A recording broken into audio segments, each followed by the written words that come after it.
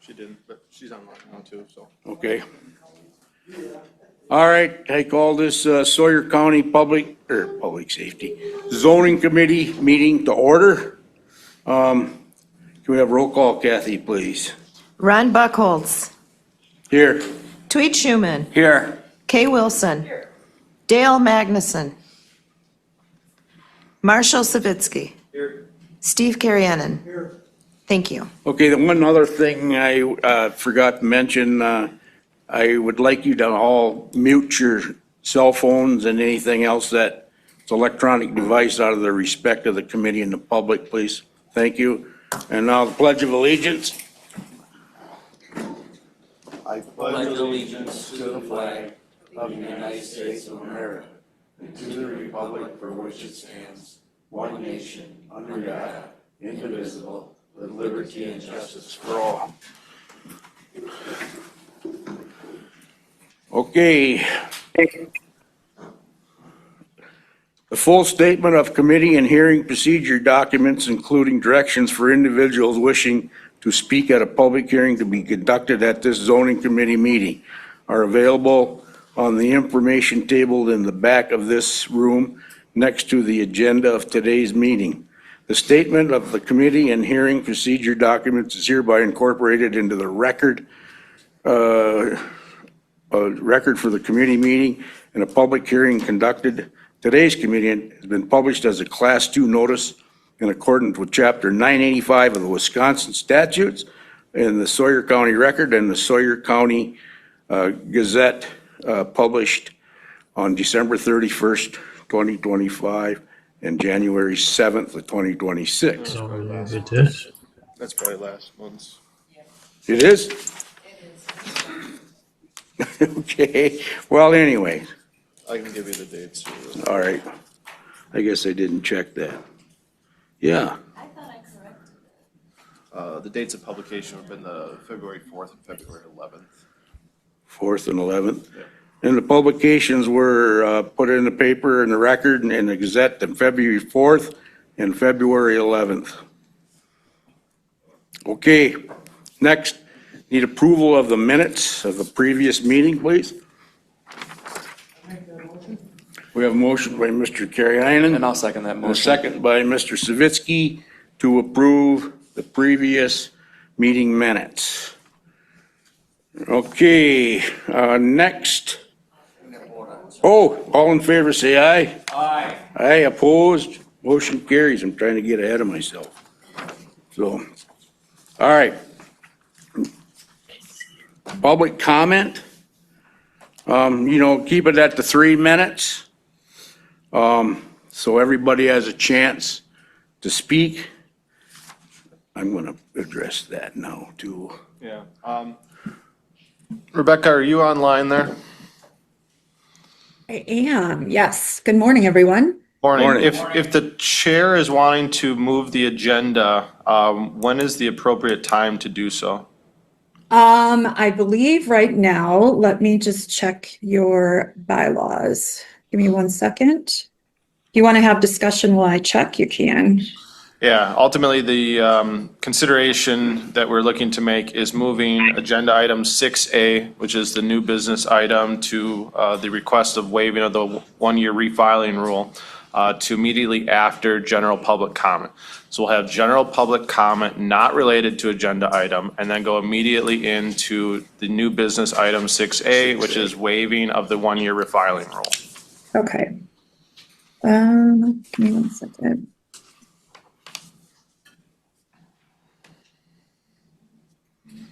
Okay, it's not prohibited by your bylaws, so Robert's rule does allow that. So yes, you may have that discussion and a committee vote. Right after public comment, right? Or can we do Actually, it you now? can do it now or after public comment. I would do general public comment and then. Okay, all right, we'll do it after the public comment. So you Sure. still gotta make a motion and vote on it though. Right, when we get there. So who's up on public comment? So again, right now we're doing public comment for not an agenda item. And then we'll go immediately into item 6A, which is for the request to waive the 1-year refiling. Is there anyone making general public comment at this time? This lady right here, we adjusted the mic for you. Thank you so much. Okay. You'll see what I talk about when you do what's left. I'm Hazel John Jack, 10855A Havenwood Lane. My land in Bass Lake is on Wintergreen Lane.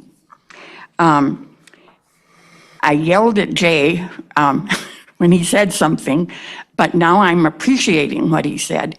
When I had called to find out who had been notified of a previous hearing, he said 7 people. And I said, is that enough for something that is going to affect a lot of people? And he said, well, do you want me to be a town crier yelling, hear ye, hear ye? And I practically slapped the young man. But now I realize that is exactly what I would hope that in his administrative duties that he does do, because the legal notices that come out in the Sawyer County Record might be following the law of what's been there before for the zoning committee, but they're too small. And also when it was Linda Zilmer who told me that this was back on the agenda, I would never have, I don't have internet or any of that. So I'm just hoping that at this time, there's a greater legal effort to contact more people when something is affecting them in the neighborhood, particularly when it has to do with air and water and soil. It affects a lot more people than just who lives next door. I also want to thank both Kay Wilson and the other Round Lake Township and Celia, I don't know how to pronounce her last name, the lady in the Sawyer County Record reporting, who did an excellent article about a very similar issue where they had just spent a whole year on the same issue that is facing us in regard to the previous hearing in November. So I think that's another way of letting people know what's happening. And I don't know if the Sawyer County Record does that automatically to ask somebody to cover an important thing, but I hope they do it in the future. The other thing I would ask is that when there is an agenda item or a hearing item, that it be put into separate little things. We didn't even get to talk about 5 acres being turned over for an industrial process. Because there were such other huge issues right at the moment. So when the agenda item is made, please don't try to have somebody be able to slip something else in without the due consideration that it requires. In that article that was in the Sawyer County Record, it said Round Lake Township, after they have had a hearing and a decision has been made, they are hoping that at least once a year, somebody goes to check to see if what is taking place in theory is happening in practice. And I especially wondered about that. I don't know who can check this for me, but when I mentioned to Paul Mitchell, partner of Vaughn Skilly, that that this was, something that affected a lot of people. He, first of all, he said, don't you like roads? But then the second thing is, he said there's been an asphalt pit there before in Bass Lake, and I have no way of knowing how to check that. Did this indeed happen kind of secretly? And therefore, the importance of having the oversight of somebody from zoning or from the township, check to see if things are real. That the last thing is maybe with Rebecca listening, I felt the legal counsel in a way shut down participatory democracy. I thought the tone of voice when she corrected Mr. Buckholz on not keeping order was not helpful. And Brief for Liam. Okay, so should I leave it at that? But I also wondered why some of the things Kay Wilson was saying weren't appropriate for a hearing. Thank you, ma'am. Thank you. Is there any other general public comment? Linda?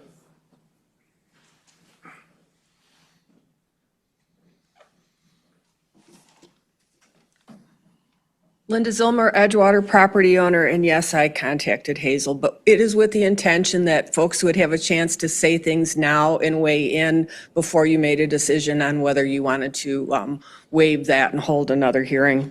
I have a couple of general items. Item number one, and most of them I sent to you in an email this morning, is to please set a future agenda item to maybe invite the MDD ad hoc committee to come and present and go through the recommendations that they made. Some of them are addressing things like multi-dwelling development and trying to correct inconsistencies and conflict. Number two, under the public comment, this is that general time for non-agenda items. And then there's also item at the end of your agenda, new business. And as far as allowing any public comment at those times, that's been inconsistently applied based on the length of your meeting. And I think people should know up front that if they're not going to be allowed to talk at the end, that they should make their public comment now. But I understand at this meeting, there will be public comment allowed under new business. And if I'm wrong, please correct me. Another item is you have agenda number 5, which is plat review, and month after month, those agendas, descriptions, and notices have been, they're not sufficient in that the name, putting a name like Jeremy Hill on there for a plat review, I associate that name with the preserve, with multiple phases of the preserve. That development spans 2 towns, Round Lake and Hayward.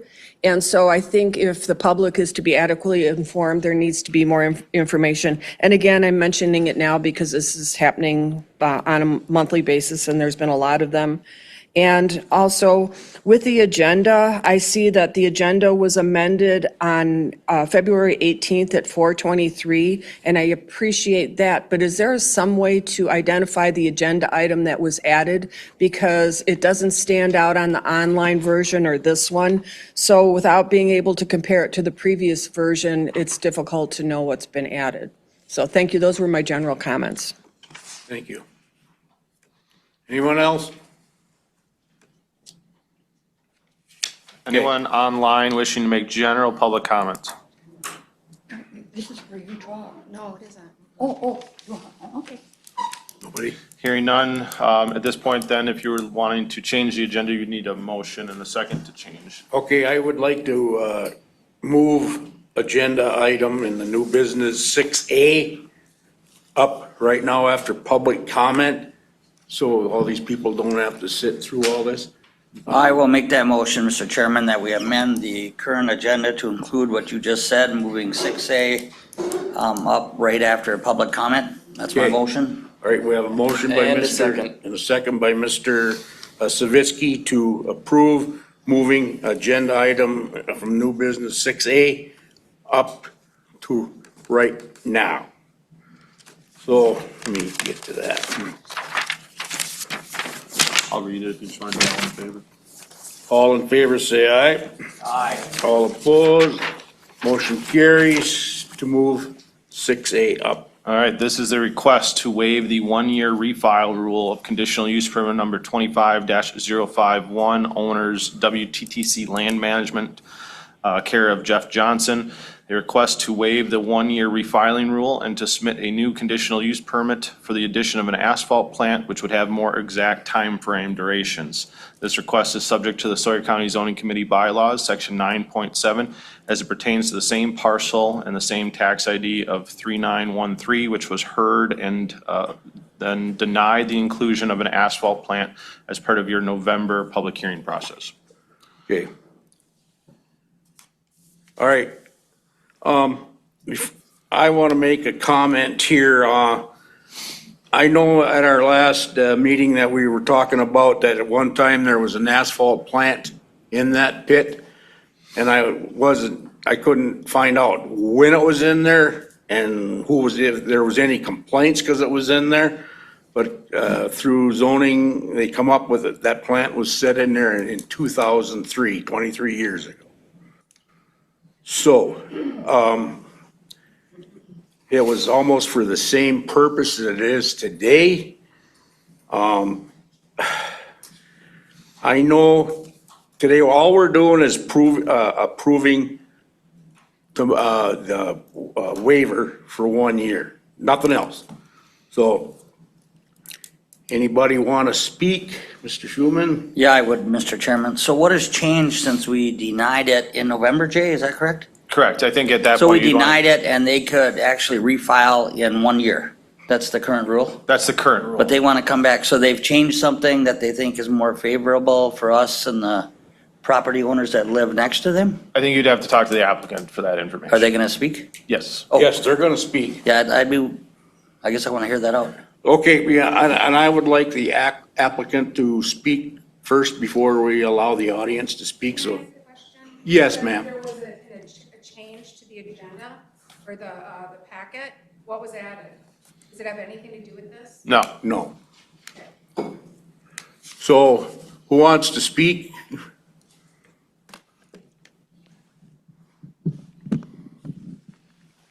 Good morning.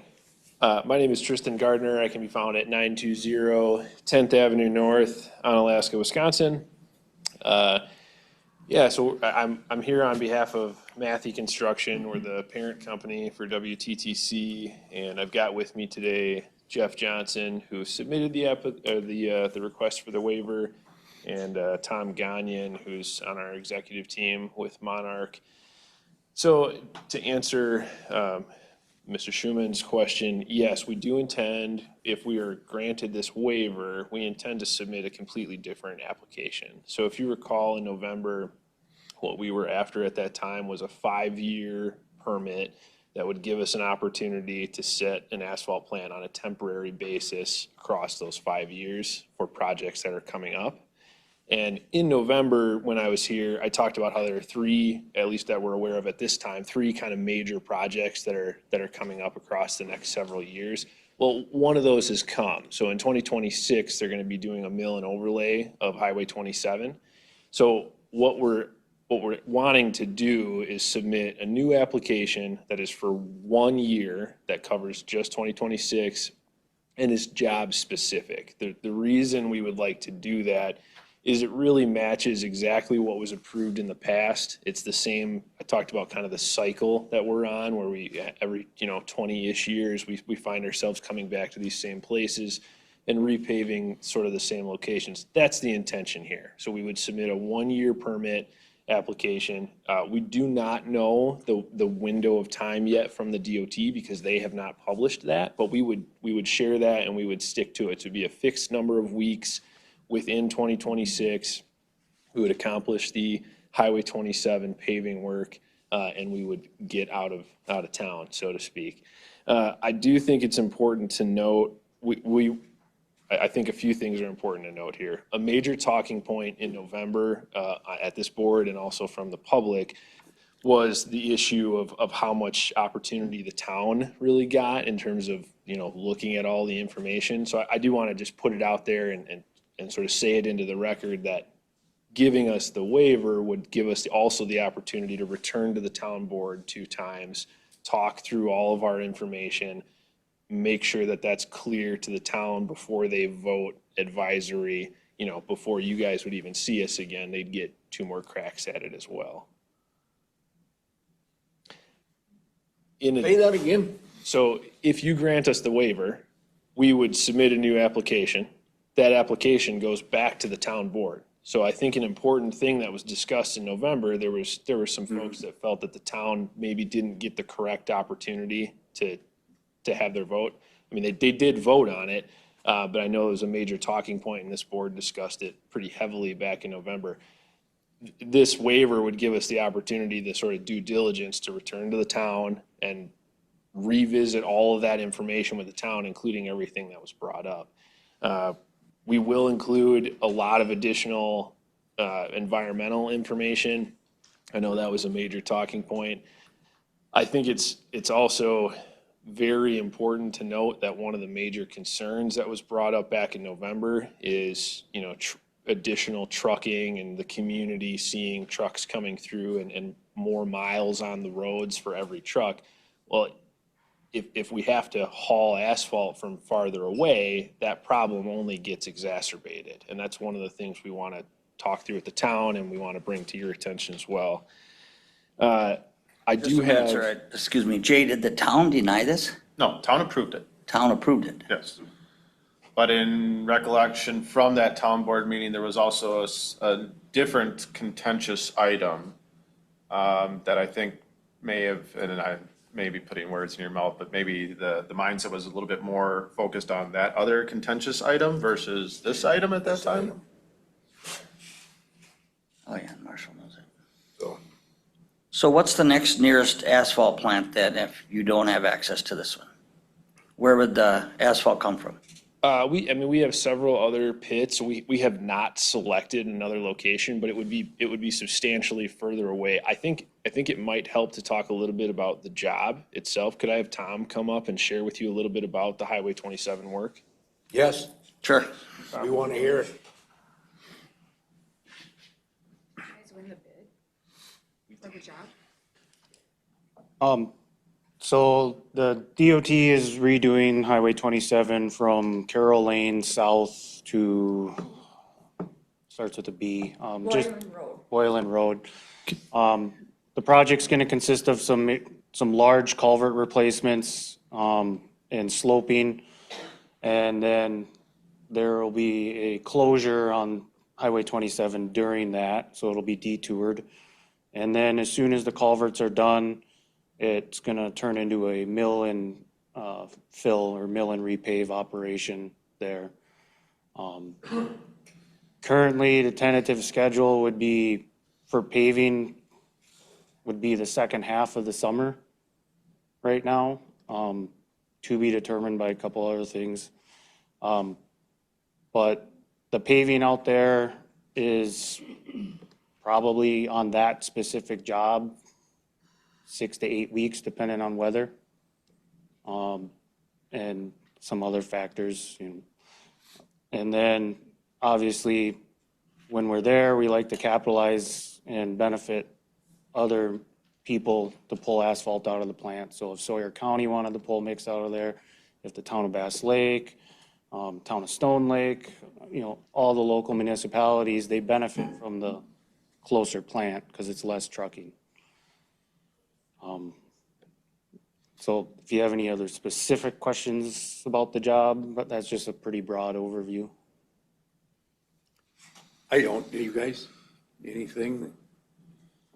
One more, Chairman. Go ahead. So the asphalt plant then, if you were to submit another application, right, and it were to be approved, it would only be in operation those 6 to 8 weeks for that project? Is that what you're saying? It depends on the full scope, but it's moving there for that project. And then obviously if there's a couple town roads we can pull out of there and whatnot. It's a portable asphalt plant and we do have a short season and they make multiple stops in a year. So it's not something that's gonna park there and stay there. I was, on the last time this was brought up, I think it was under the assumption that the plant was gonna stay there for so many years or whatever. So, Could I ask a question about place? just hang on, ma'am. So, you guys got any more questions for them? Now's the time to speak up. I think it would be interesting if you provided maps, a map of the project from Carroll to Broyland, where other pits are located within a general vicinity, so that we can see if there's an alternative placement that would be more attuned to some of our opinions. Thank you. Ms. Wilson, if I could respond to that briefly. Yes. We would be happy to provide lots of additional information. It was made clear to us that we couldn't submit anything additional because of the bylaws of this board.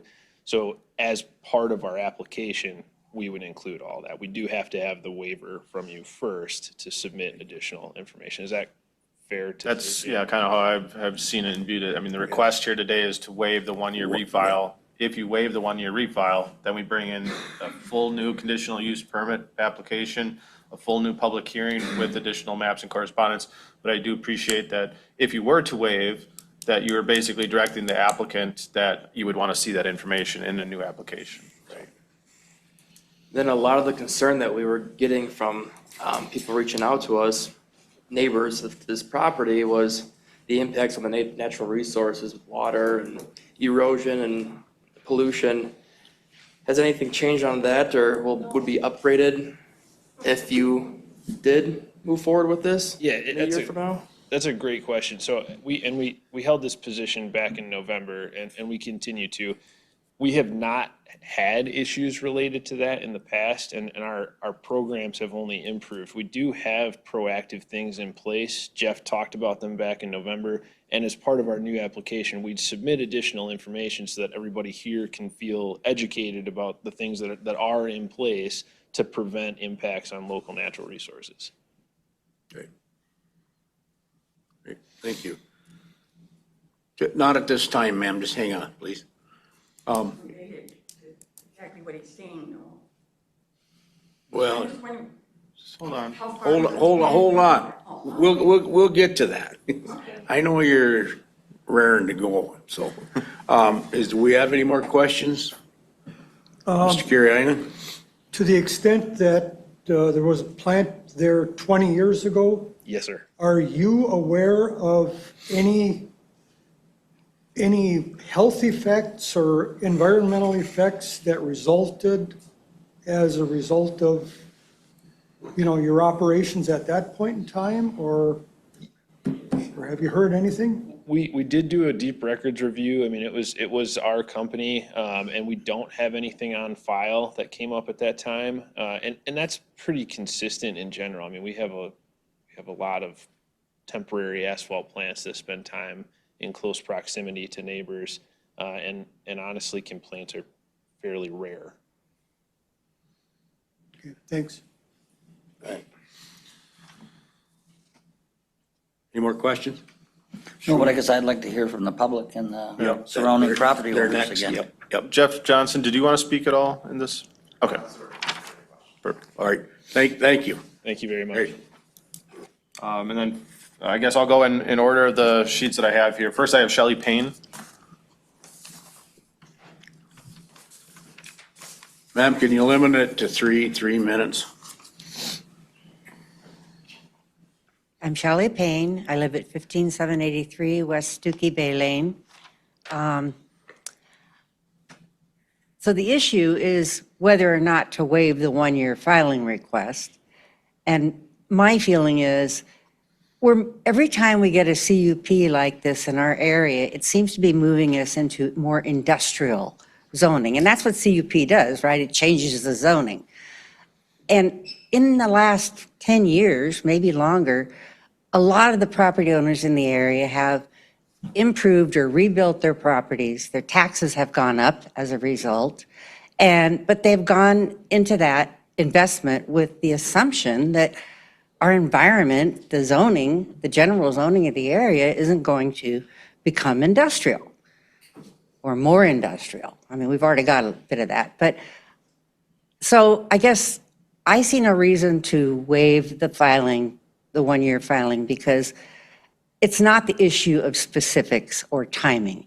The issue is the zoning itself and the effect it has on the property owners. And yes, there is air quality and a lot of concerns, water, soil. But I just don't think there's enough reason for it to be refiled at this time before the 1 year. The other comment I'd like to make is I wish there was a better way for affected property owners to be notified when these things come up, because we're always on the lookout. These things just kind of pop in and we're like, oh, wait, I thought this was done, and then all of a sudden it's not done. So to give us more comfort, it would be nice to have a better method of notifying us. That's it. Thank you. Jim Payne.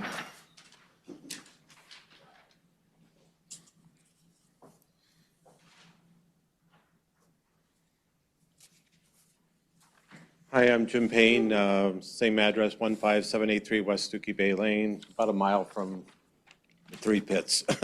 I have nothing really additional to add. I do appreciate your comments, Ms. Jens. I think you make a good town crier, Jay. So anyways, again, I oppose the waiver, if you will. Thank you. Thank you, sir. Next, I have Tracy Yackel.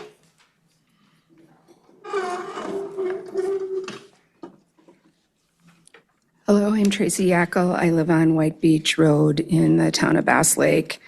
We're a several generation family in the area. I'm speaking on behalf of the neighbors of the Skilly Pit regarding the request to waive the one-year refiling rule for the previously denied asphalt plant. This is not about debating asphalt today. This is about whether this committee will uphold its own rules. In November of 2025, this committee made a clear and reasoned decision. You approved the 5-year gravel and crushing permit, but you denied the asphalt plant. And that is what this new business is pertaining. The denial was based on substantial evidence, including air quality and emissions concerns, impacts to public health and safety, property value impacts, and the overall welfare of the community. Dozens of written objections were submitted. Residents appeared in person and online. The committee heard the public, deliberated, and made findings.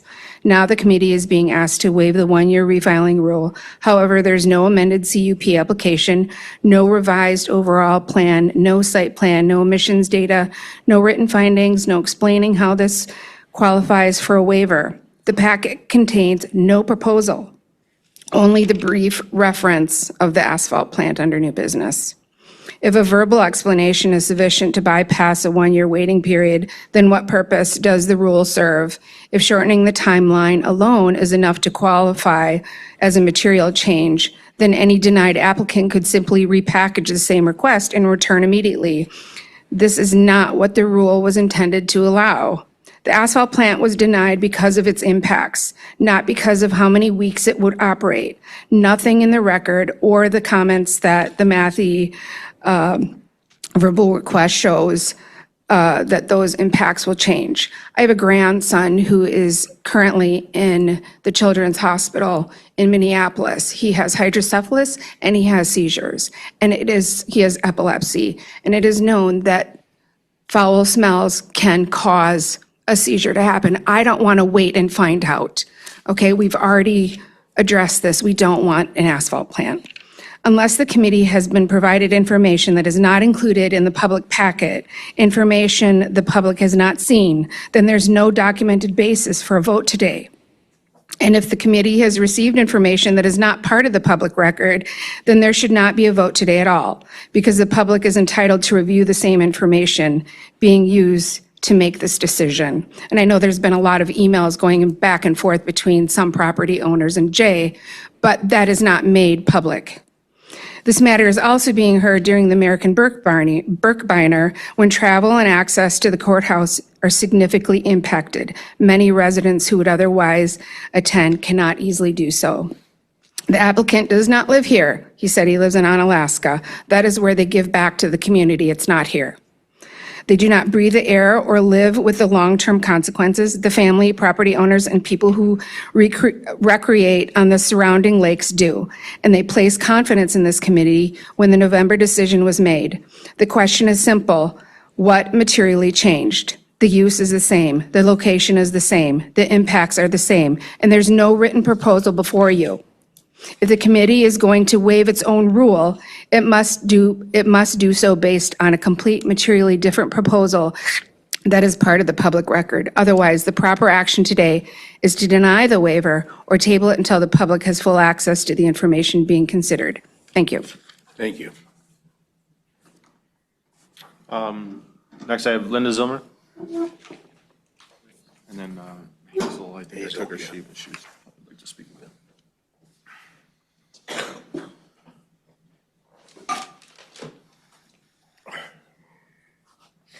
again. Earlier this month, I attended the presentation of the 10-year Sawyer County Land and Water Resources Management Plan before the DAC Land and Water Conservation Board.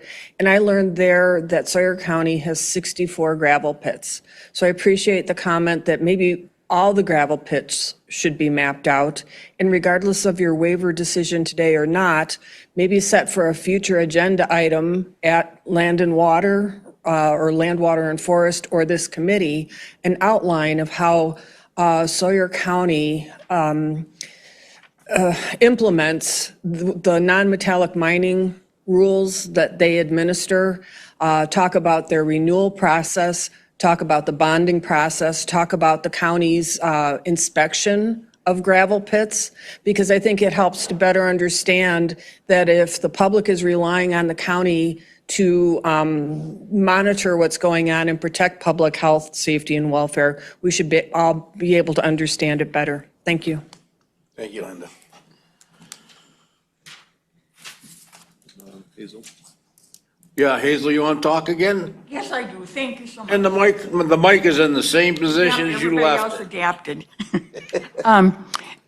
I didn't realize that we could talk at both, but the thing that came to my mind is the old Boylan Road already has the Enbridge facility there. So we already are in danger of oil spills to Lakuta Ray and nearby lakes.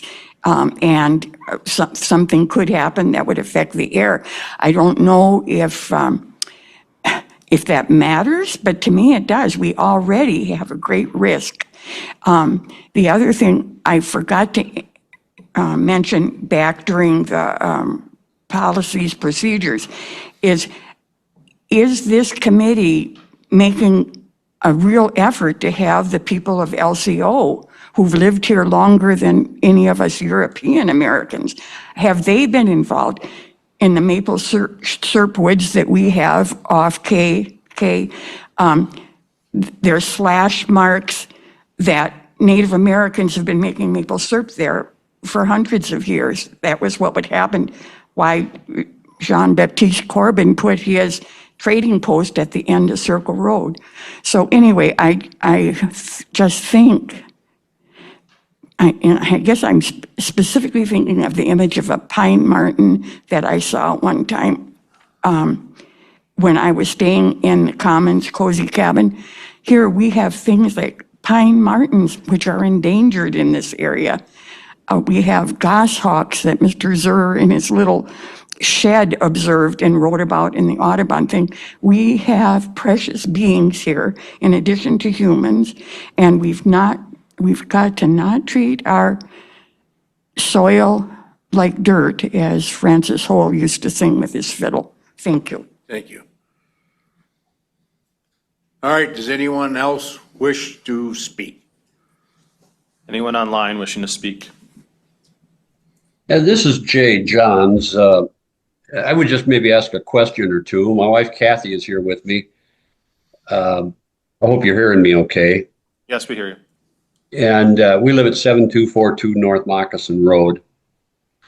And from what I'm hearing, I guess my question would be, does Matthew or WTTC already have the contract secured to provide the asphalt for the highway resurfacing? I have no knowledge of that information. He told me yes. So they'd put it there on speculation that they're going to get the contract? And we're hearing from the audience that you do have the bid for that project. Yes, and I'm seeing a verbal acknowledgement from the applicants that they do have the contract secured. Well, that would infer then that that if they have the contract, that they can complete their work without placing that asphalt plant. So I guess that would be my statement is apparently they have they're prepared to do the job without it or with it. Right. So it's not absolutely necessary for them. All right, thank you, sir. Appreciate it. All right, committee, we're gonna decide this. And I'm gonna turn it over to you. We need a vote to waive the waiver or deny the waiver. So I'd just make one comment before, you can definitely make comments, but ultimately you wouldn't be voting on this, being as an alternate right now. So some of the comments that were brought up, what is the material change? The information I got from the applicant is that they would have a more rigid time frame duration. One of the duration amounts that we saw from the initial request is really was a temporary asphalt plant and was valid for the 5-year time frame of that conditional use permit. The applicant had come back to me and said they'd like to seek a waiver to have a more rigid time frame consideration. So that was one of the material changes of the application. As far as the notifications, we wouldn't do any type of notifications for this waiving of the 1-year refiling rule. It was published as part of the papers, discussion action item here for you today, and it is part of this public hearing today. If we were to hear another conditional use permit, our standard and what the statutory requirements are is sending separate notifications to everyone within 300 feet of that subject property. So it's not where the pit is located, it's the entire property boundary, and then it's a 300-foot buffer around that. If this committee wants to see larger distances for notification, I need that solidified by you to send out larger notifications. But then I also need you to brainstorm, when are we going to do this? Is this going to be for an accessory structure on vacant land, and now we're going to go to a 500-foot buffer or a 1,000-foot buffer? Is it just for all gravel pits? Is it for commercial and or industrial uses? I would need guidance from you if you want to change those buffering amounts for where we send separate notifications. And again, those separate notifications are mailed out by Kathy and sent to those property owners, identifying to them that there is a subject either rezone or conditional use permit that may be affecting their property. And if they want to attend the town board meetings or the Sawyer County Zoning Committee or submit additional comments, here is how you do so. So Jay, they can legally refile after November, Yes, a year later, correct? yes, yes, This wouldn't even happen if they could do that after November. correct. And what was the rationale for the 1-year wait for refiling? You know that, it's probably been on the books forever, but, The I mean, rationale. we got enough to do, let alone hear this every Right. other month. I mean, the rationale would be that, yeah, that someone doesn't keep applying every month for the same conditional use permit, right? So that you would, at least have to wait 1 year. And I understand why the applicants are wanting to, have this heard now, and it's in anticipation for a summer repave project on Highway 27, so. Well, to Tweed's comment, this committee has a number of issues that they need to address every month. Can you unmute your mic? Is red mute? No. No, red is on. To Tweed's comment, this committee has a number of issues that they need to address every month. And I don't think that we need to address this waiver again until the 1-year period is up, because the substantial evidence hasn't changed. And I make a motion to deny the 1-year, the request to waive the 1-year refiling. Okay, we have a motion And I would second that. by Ms. Wilson to deny the 1-year waiver, and a second by Mr. Schuman. Any more discussion on it? Not. Kathy, let's do a roll call. Dale Magnuson.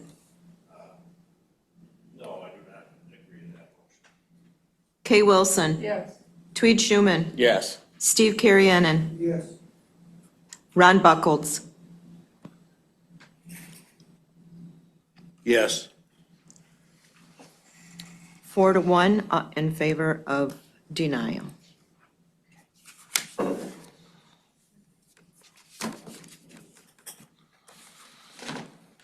that.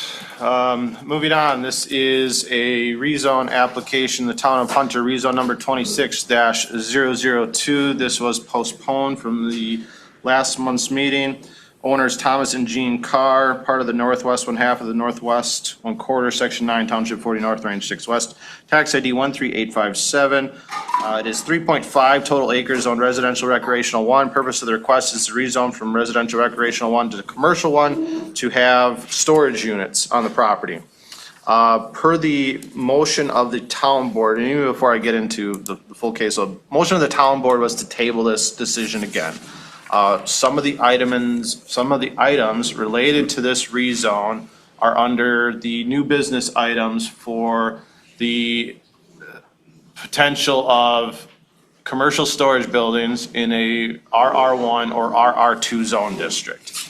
Some of the information that I've been hearing from the Town of Hunter's Plan Commission is that they are inclined to grant a conditional use permit for a commercial storage building as in other recreational service oriented use. Again, that's a new business item.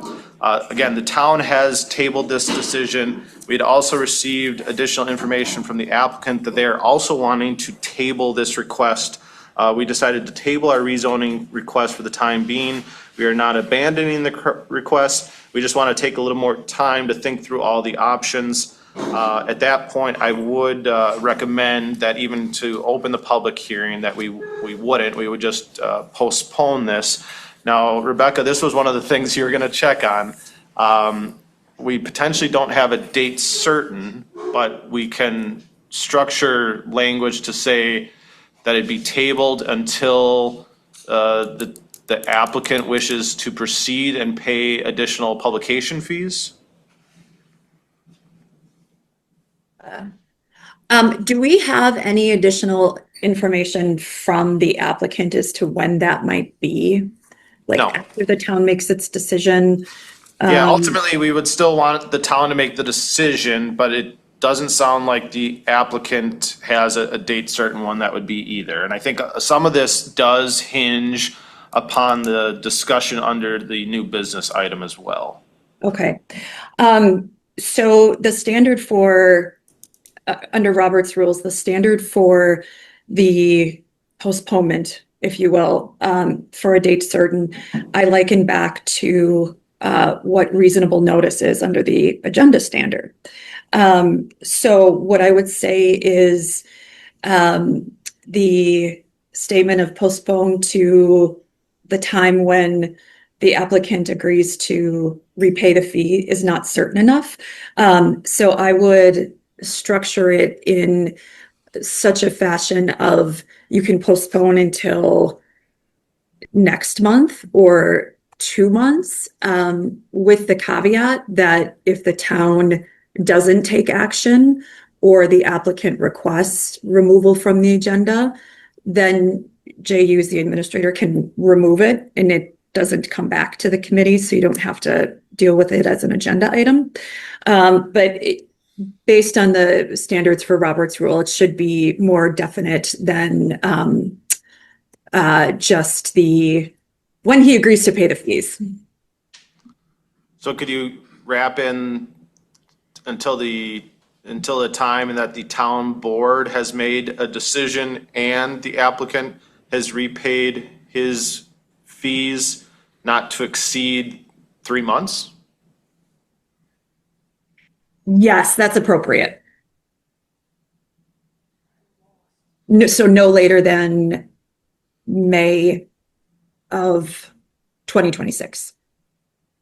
Yeah, so ultimately, we'd be looking for a motion to postpone this hearing until the applicant has repaid publication fees, the town board has made a decision, and no later than 3 months from today's date. Okay, Chairman, I would make that motion. okay, we have a That we go ahead, motion. postpone, table this exactly how Jay mentioned, the duration he mentioned. Okay, we have a motion on the And I will floor second that. and a second by Mr. Kirainen to table this, what is it, rezone until the town has made the decision with a date on record. Mr. Chairman? Yes.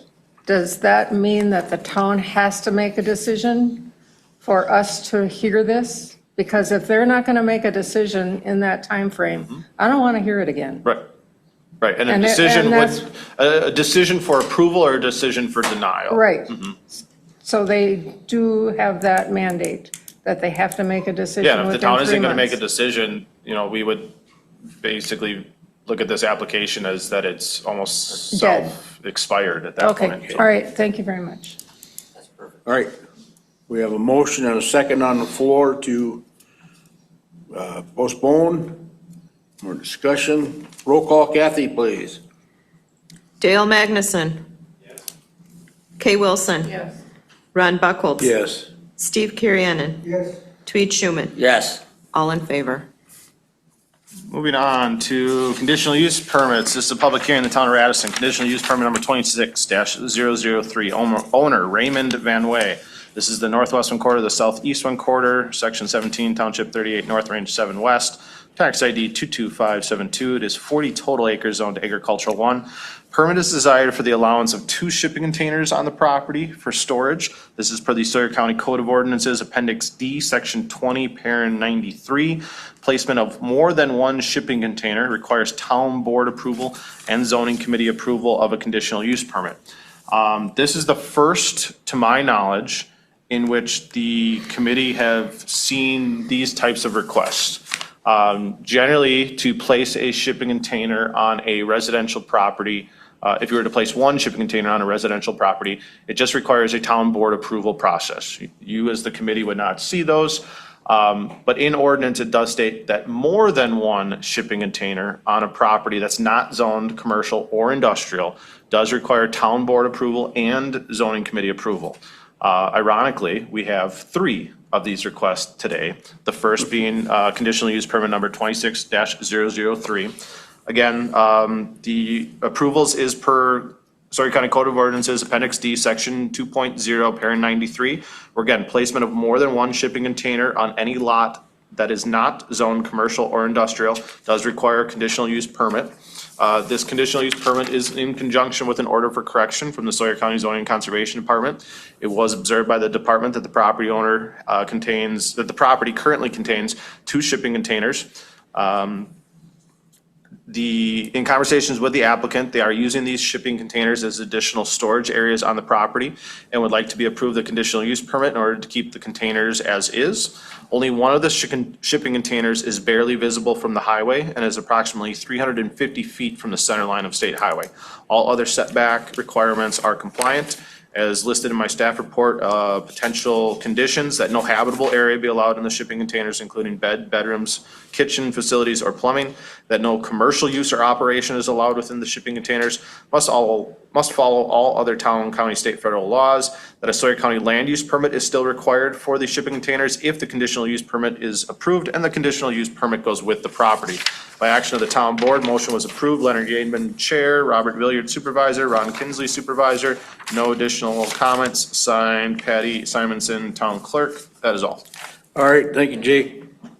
I need a motion to go into public hearing on CUP number 26-003, please. Mr. Schulman. I'll make that motion, sir, that we go into public hearing on CUP number 26-003. Second. We have a motion by Mr. Schulman and a second by Ms. Wilson to go into public hearing on CUP number 26-003. All in favor, say aye. Aye. All opposed? Motion carries. We are now in public hearing. Is the applicant here? You want to step forward, name and address, and talk to the committee, tell us? I'm a little hard of hearing. I have to speak up. Okay. What do you want me to say? State your name for the record, and then is there any Raymond Van additional Way. information you'd like to share to the committee?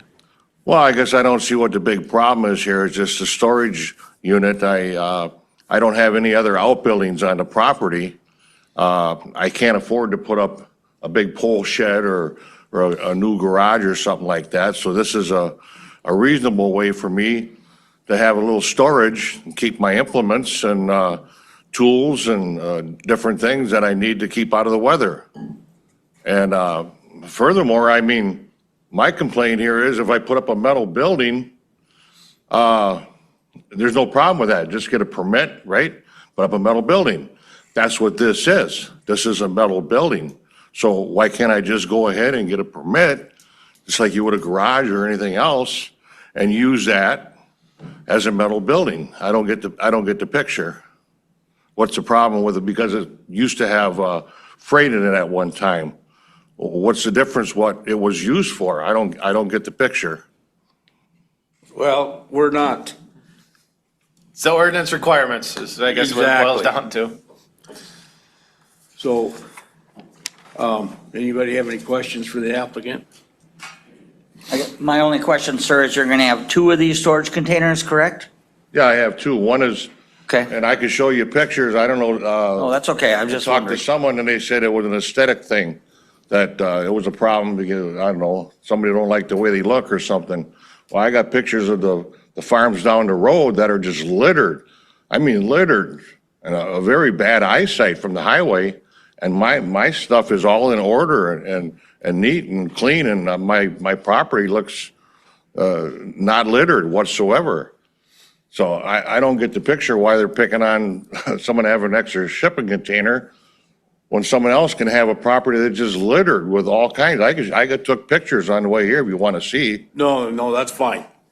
So, we don't need to see that. Okay. I mean, it's just formality. Anything that goes on land has nothing on it, it has to be approved by this committee. So, Right. I mean, it's just formality, sir. Yeah.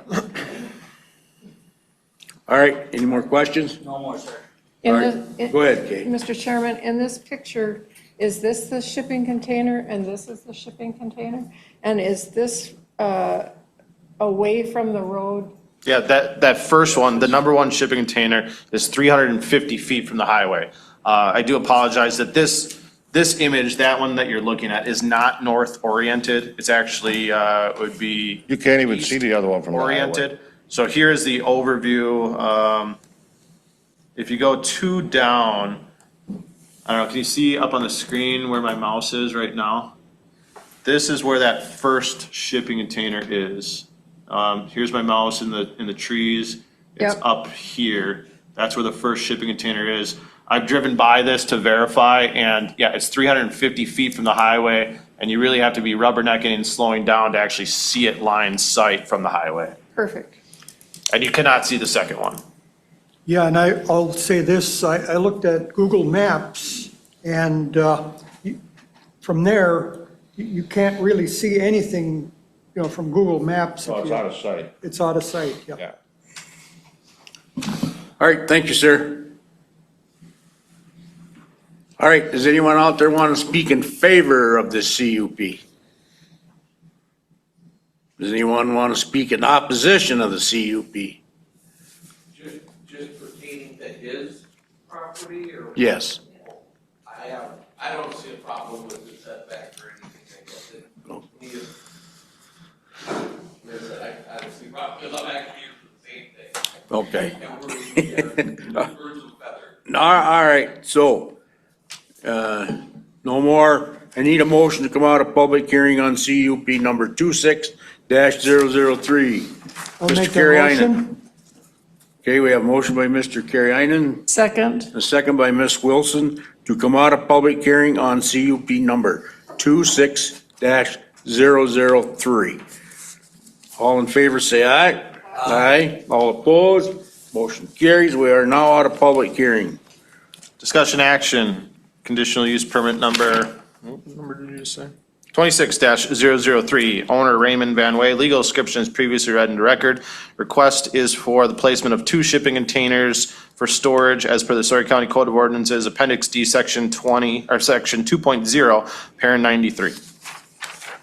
Okay, committee. Mr. Schuler. Yes, sir. Mr. Chairman, I'll make a motion that we approve CUP number 26-003. Thank you, Kate.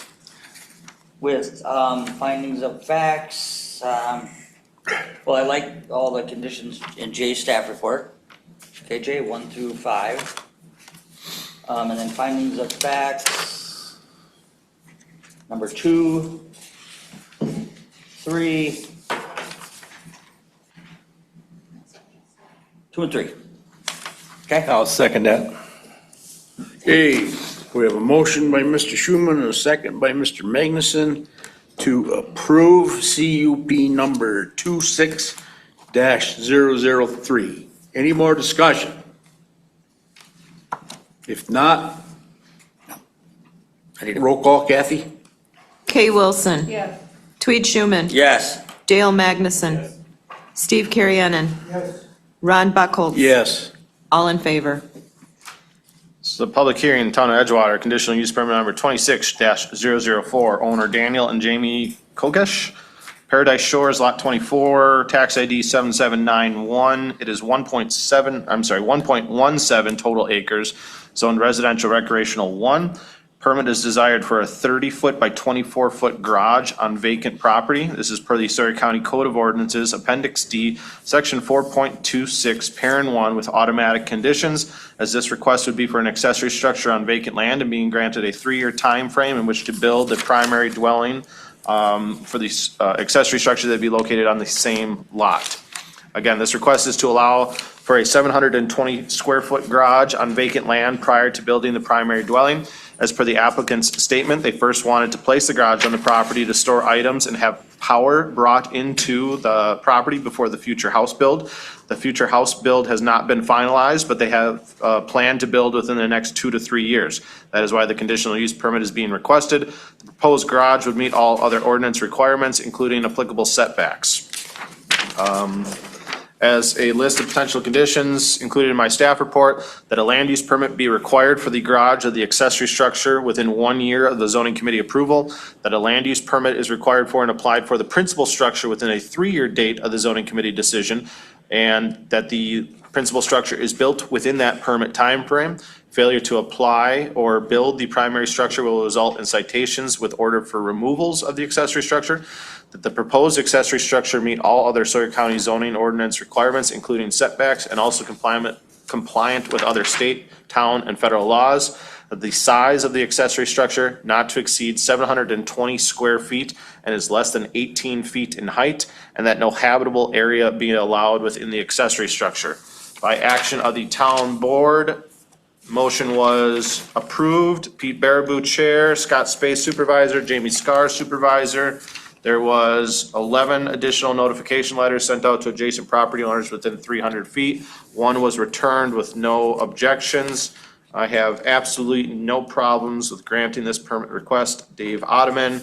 And we did receive separate notification from the property owner that they would be on Zoom. Okay, That is all. all right. I need a motion to go into public hearing on CUP number 26-004, please. I'll make that motion, Mr. Chairman, that we go into public hearing. Okay, we have a motion by Mr. Schuman, a second by Ms. Wilson to go into public hearing on CUP number 26-004. All in favor, say aye. Aye. All opposed, motion carries. We are now in public hearing on CUP number 26-004. Applicant, are you on there? I am, yes. You want to state your name and address for the committee? My name is Dan Kokesh. I live at 1820 Lakeview Terrace in Long Lake, Minnesota. Okay, is there anything that you want to tell the committee that? We do have the house plans ready to go. We're just still looking for the right builder. We plan on this property to be our permanent home in about 2 years after my wife retires. So this is just a nice clean option to have stuff up there to maintain the property and enjoy it until we start the house build. Okay. Any questions? All right, thank you. If not, does anyone out there is in favor of, speak in favor of this rezone? CP. Oh, CP, sorry. CUP, yep, that's what it is. All right, does anyone want to speak in opposition of this CUP? Not need a motion to come out of public hearing on CUP number 26-004, please. So moved. We have a motion by Ms. Wilson. Do I have a second? Second. second by Mr. Kiernan, to come out of public hearing on CUP number 26-004. All in favor, say aye. Aye. All opposed, motion carries. We are now out of public hearing. Discussion action, conditional use permit number 26004, owner Daniel and Jamie Kokesh. Legal description is previously read into record. Request is per Sawyer County Code of Ordinances, Appendix D, Section 4.26, Parent 1, with automatic conditions, with additional conditions as listed in my staff report. Okay, committee.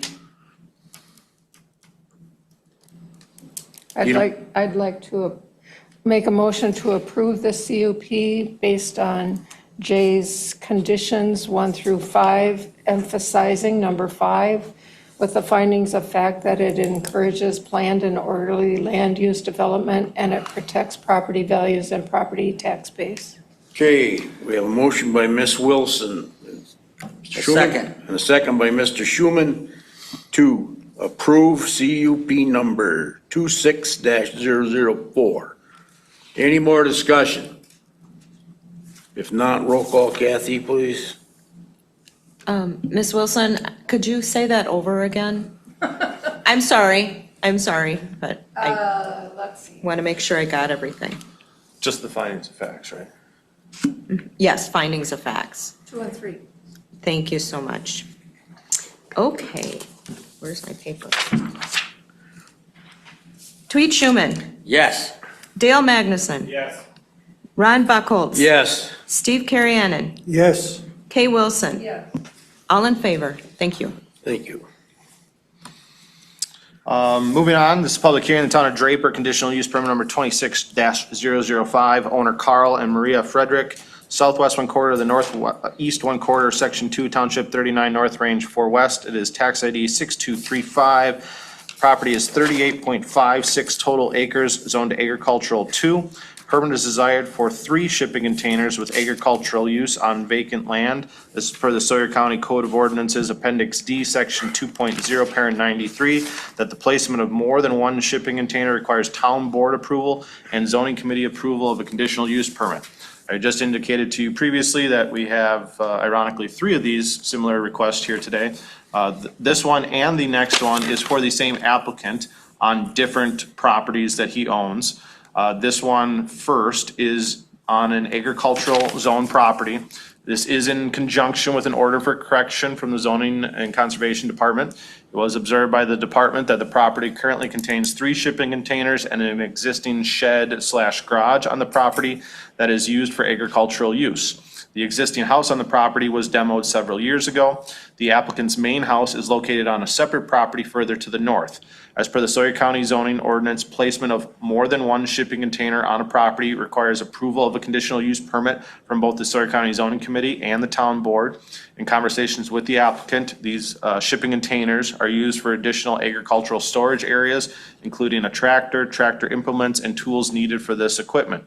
The applicant is seeking approval of the conditional use permit to keep the containers as is on the property. Only one of the containers is visible from the town road and is approximately 275 feet from the center line of Broadway Road. All other setback requirements are compliant. As by action of the town board, motion was approved. Jason Gerwing, Chair, Jeff Heath, Supervisor, Bradley Mulberg, Supervisor. They had indicated that this is located on a dead-end road. Signed Chelsea Shanks, Town Clerk. There were 6 additional notification letters sent out to adjacent property owners within 300 feet. 0 additional comments were received. That is all. Okay, all right, I need a motion to go into public hearing on CUP number 26-005, please. Mr. Schuman. Yes, sir, I'll make that motion, then we go into public hearing, sir. Okay, we have a motion by Mr. Schuman. Do I have a second? Second. A second by Ms. Wilson to go into public hearing on CUP number 26005. All in favor, say aye. Aye. Aye, all opposed, motion carries. We are now in public hearing on CUP number 26-005. The applicant here. Yes. Okay, it's your turn to speak. Well, I guess I can answer more questions, and really, I'm using them for my property, for storing equipment to keep it out of the elements Once again, I am on a dead-end road. I own, that property is connected to all my other property to the north on a, I guess, kitty corner you would call it. So I'm literally approximately a mile worth of that road is what I own to the north. There were other older buildings on that place that when we first started looking at buying it, somehow they managed to end up disappearing. And I thought, well, instead of trying to rebuild them, these were more cost efficient. And I still have good storage of my implements and keeping them out of the elements. I did have the previous owner got an order to clean up the property, and that's when he approached me and asked if I would be interested in the property. So the town was actually super pleased that I came there and started cleaning up and really maintaining that property again before I even owned it. I'm third generation. My kids, I got 30-year-old kids. They've been here. They help in our community already. They're planning on being here. We're not going nowhere. I want to keep it as clean for our community too. It's an economical way of doing it. Okay, any questions? All right, thank you, sir. Should I just stay here because of the other one? Oh, or- you can go sit. Okay. Don't go far. All right. Anyone out there want to speak in favor of this CUP? Anyone on speak in opposition of this CUP? Not, need a motion to come out of CUP on number 26-005, please. I'll make a motion to come out of public hearing. Okay, we have a motion by Ms. Wilson. Do I have a second? Second, I'll second that, Chairman. Okay, we have a motion by Ms. Wilson, second by Mr. Schuman to come out of public hearing on CUP number 26-005. All in favor, say aye. Aye. All opposed, motion carries. We are now out of public hearing. Discussion action for conditional use permit number 26-005. Owner Carl and Maria Frederick. Legal description is previously read into record. Again, the request is per the Sawyer County Code of Ordinances, Appendix D, Section 2.0, Parent 93, for the placement of 3 shipping containers on a property used for agricultural use. I didn't read this into record before. I should do it now. The list of potential conditions included in my staff report would be that no habitable area is allowed within the shipping containers, including beds, bedrooms, kitchen facilities, or plumbing, that no commercial use or operation is allowed in the shipping containers, must follow all other town, county, state, and federal regulations, laws, and conditions, that a Sawyer County land use permit is required if approval of the CUP is granted, and that the CUP goes with the property.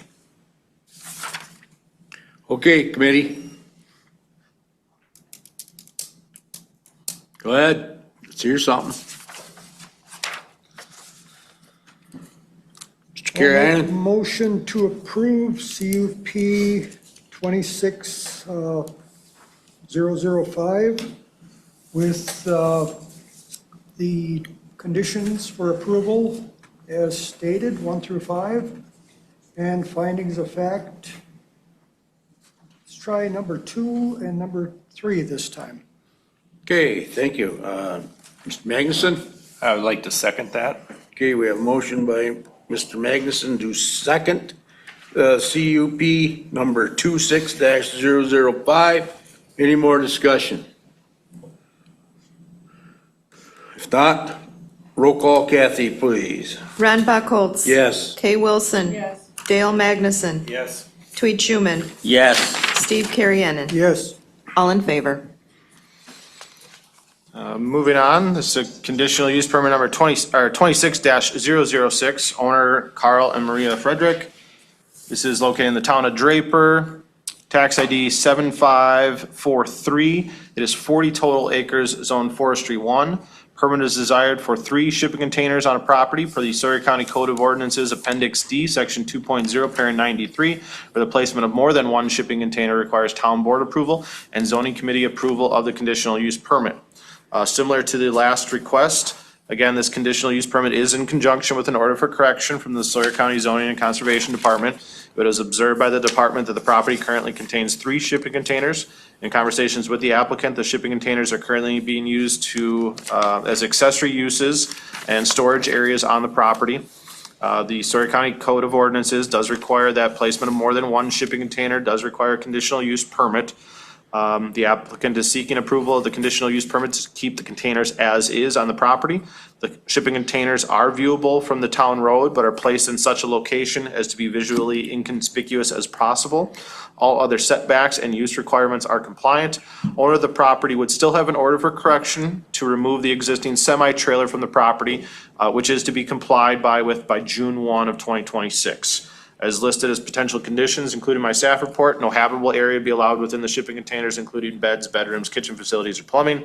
No commercial use or operation is allowed on the shipping containers, must follow all other town, county, state, federal laws, regulations, and conditions. A Sawyer County land use permit is required if the conditional use permit is granted, and that the CUP goes with the property. By action of the town board, motion was approved. Jason Gerwing, town chair, Bradley Moberg, supervisor, Jeff Heath, supervisor. Meets setback requirements and located on a minimum traveled road. Signed Chelsea Shanks, town clerk. There was 4 additional notification letters sent out to adjacent property owners. 0 additional comments were received. That is all. Okay. All right, I need a motion to go into public hearing on CUP number 26-006, please. Yes, sir, Mr. Chairman, I'll make that motion. We have a motion by Mr. Schuman. Do I have a second? Second? A second by Ms. Wilson to go into public hearing on CUP number 26-006. All in favor, say aye. Aye. All opposed? Motion carries. We are now in public hearing. You want to speak again, sir, or? You know, Yeah, I guess, State your name one more time for us. Carl Frederick. Thank you. Do you want my address or? yeah, 7413 North Broadway Street, Draper, Wisconsin. I guess this matter, I'm asking for, I didn't know there was actually like a deadline date for that June 1st you were just saying. If it could be bumped a little farther. I am a volunteer fire department. Different times I'm getting called constantly trying to move stuff around. And then also, I am asking, because in the previous paperwork, I heard there's a mention now of another permit, you're saying? Is that correct? Yes. Yeah, so with the other stuff, I guess I was dealing also with a Casey, and I read through the paper again, and I'm not real clear on what that second permit is. Yeah, so conditional use permit basically allows a specialized use of the property, such as the placement of shipping containers, or let's say you want to, operate a hair salon. But then the placement of the actual structure, be it the shipping container or be it a separate building, requires a land use permit from our office. So again, this committee is granting you the use of having more than 1 shipping container. There would still be a permit that would need to be finalized with our office, and we can work you through that process. There are minimal fees for those types of shipping container land use permits, but those would be conditions that were implemented on the previous case as well as yours, Mr. Van Way. Okay. Is that per container? It would be. Okay, now is that, would that be affected by anything like, say, as I get older, I'm, not farming as much. If I remove a container, get rid of one, do I have to come back and reapply to have that removed or anything like that, or? Removals, no. There would be no permits or anything required for removals. I guess I could even see a process if we move down the line that, if you got original permits for the shipping container and you wanted to replace a shipping container in kind, we could probably set up a free permit process for something like that. If that one container was getting, so rusted that you didn't want to repaint it and you got a deal on another one, we'd want to solidify the replacement aspect of it, but we could probably waive fees for a replacement aspect. Okay. I guess I'm just trying to think of anything of like with the permits because of the amount of time that they've even been there of the ordinance. I wasn't even aware that the ordinance was in effect, and then all of a sudden we got the notification to say, hey, these things are there, and now we're just trying to equal across the board. But like I said, I don't know, they've been there for quite some time, and is there any type of waiver because of the amount of time you've been there, like a grandfather clause or anything because of my parents? You know, one of them was there even when my dad, when he retired, you know, and then they all came in effect really when I retired, and that was in really like 2020-ish and stuff like that. They've been there before this ordinance came in to play, my understanding. Yeah, and I guess I'd like to have those conversations with you at the zoning department and not here in this public hearing process. Okay. If you can demonstrate that, you know, these containers, or at least, you know, one of the containers have been there for a period of time, we may be able to waive the requirements of a land use permit specifically for that one. But it had been indicated that, you know, additional shipping containers have been, you know, certainly brought in with over the last 10 years. And that's what's promulgating the conditional use permit to be approved by this truman. So, yeah, we can speak later Yeah, about I just was follow-up some extra aspects of it. clarification that I just wasn't real. Schuman? Chairman, I got a question for me. Yes, sir. So you're okay with all these possible conditions that are on all these storage containers? Nobody's living in them, or? Yeah, no, nobody's living in them.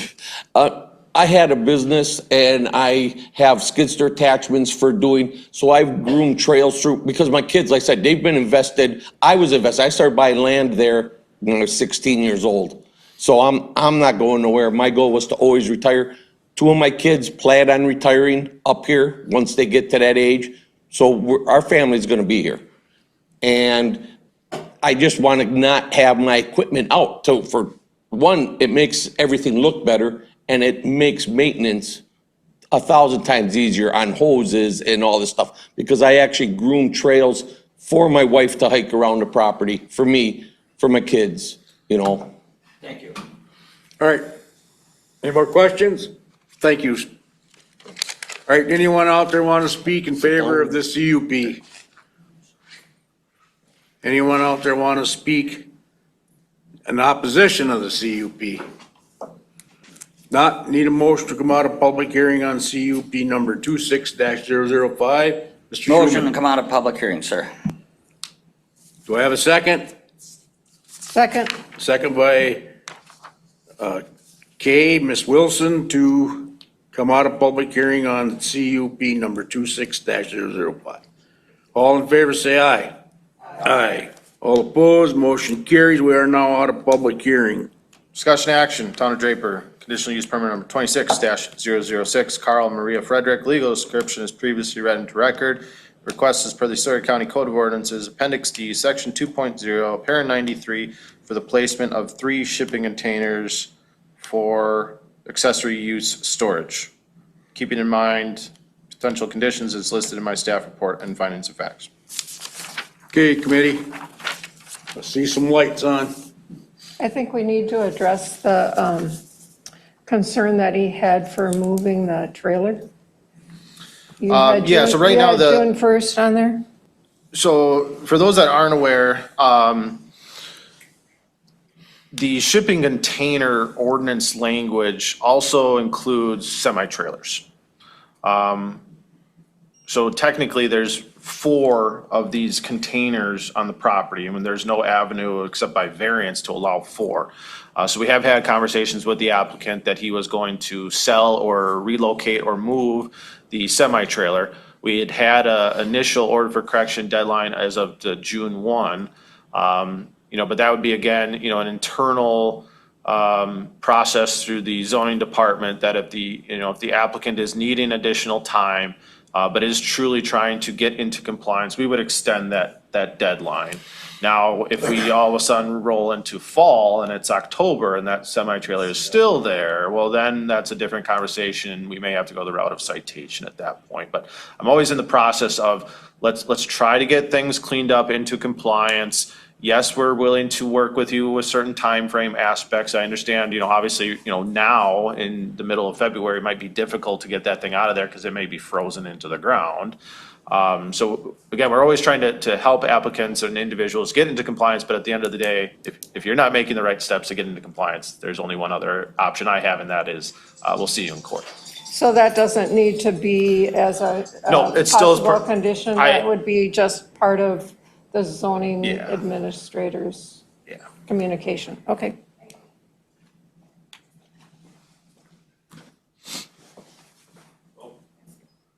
Okay.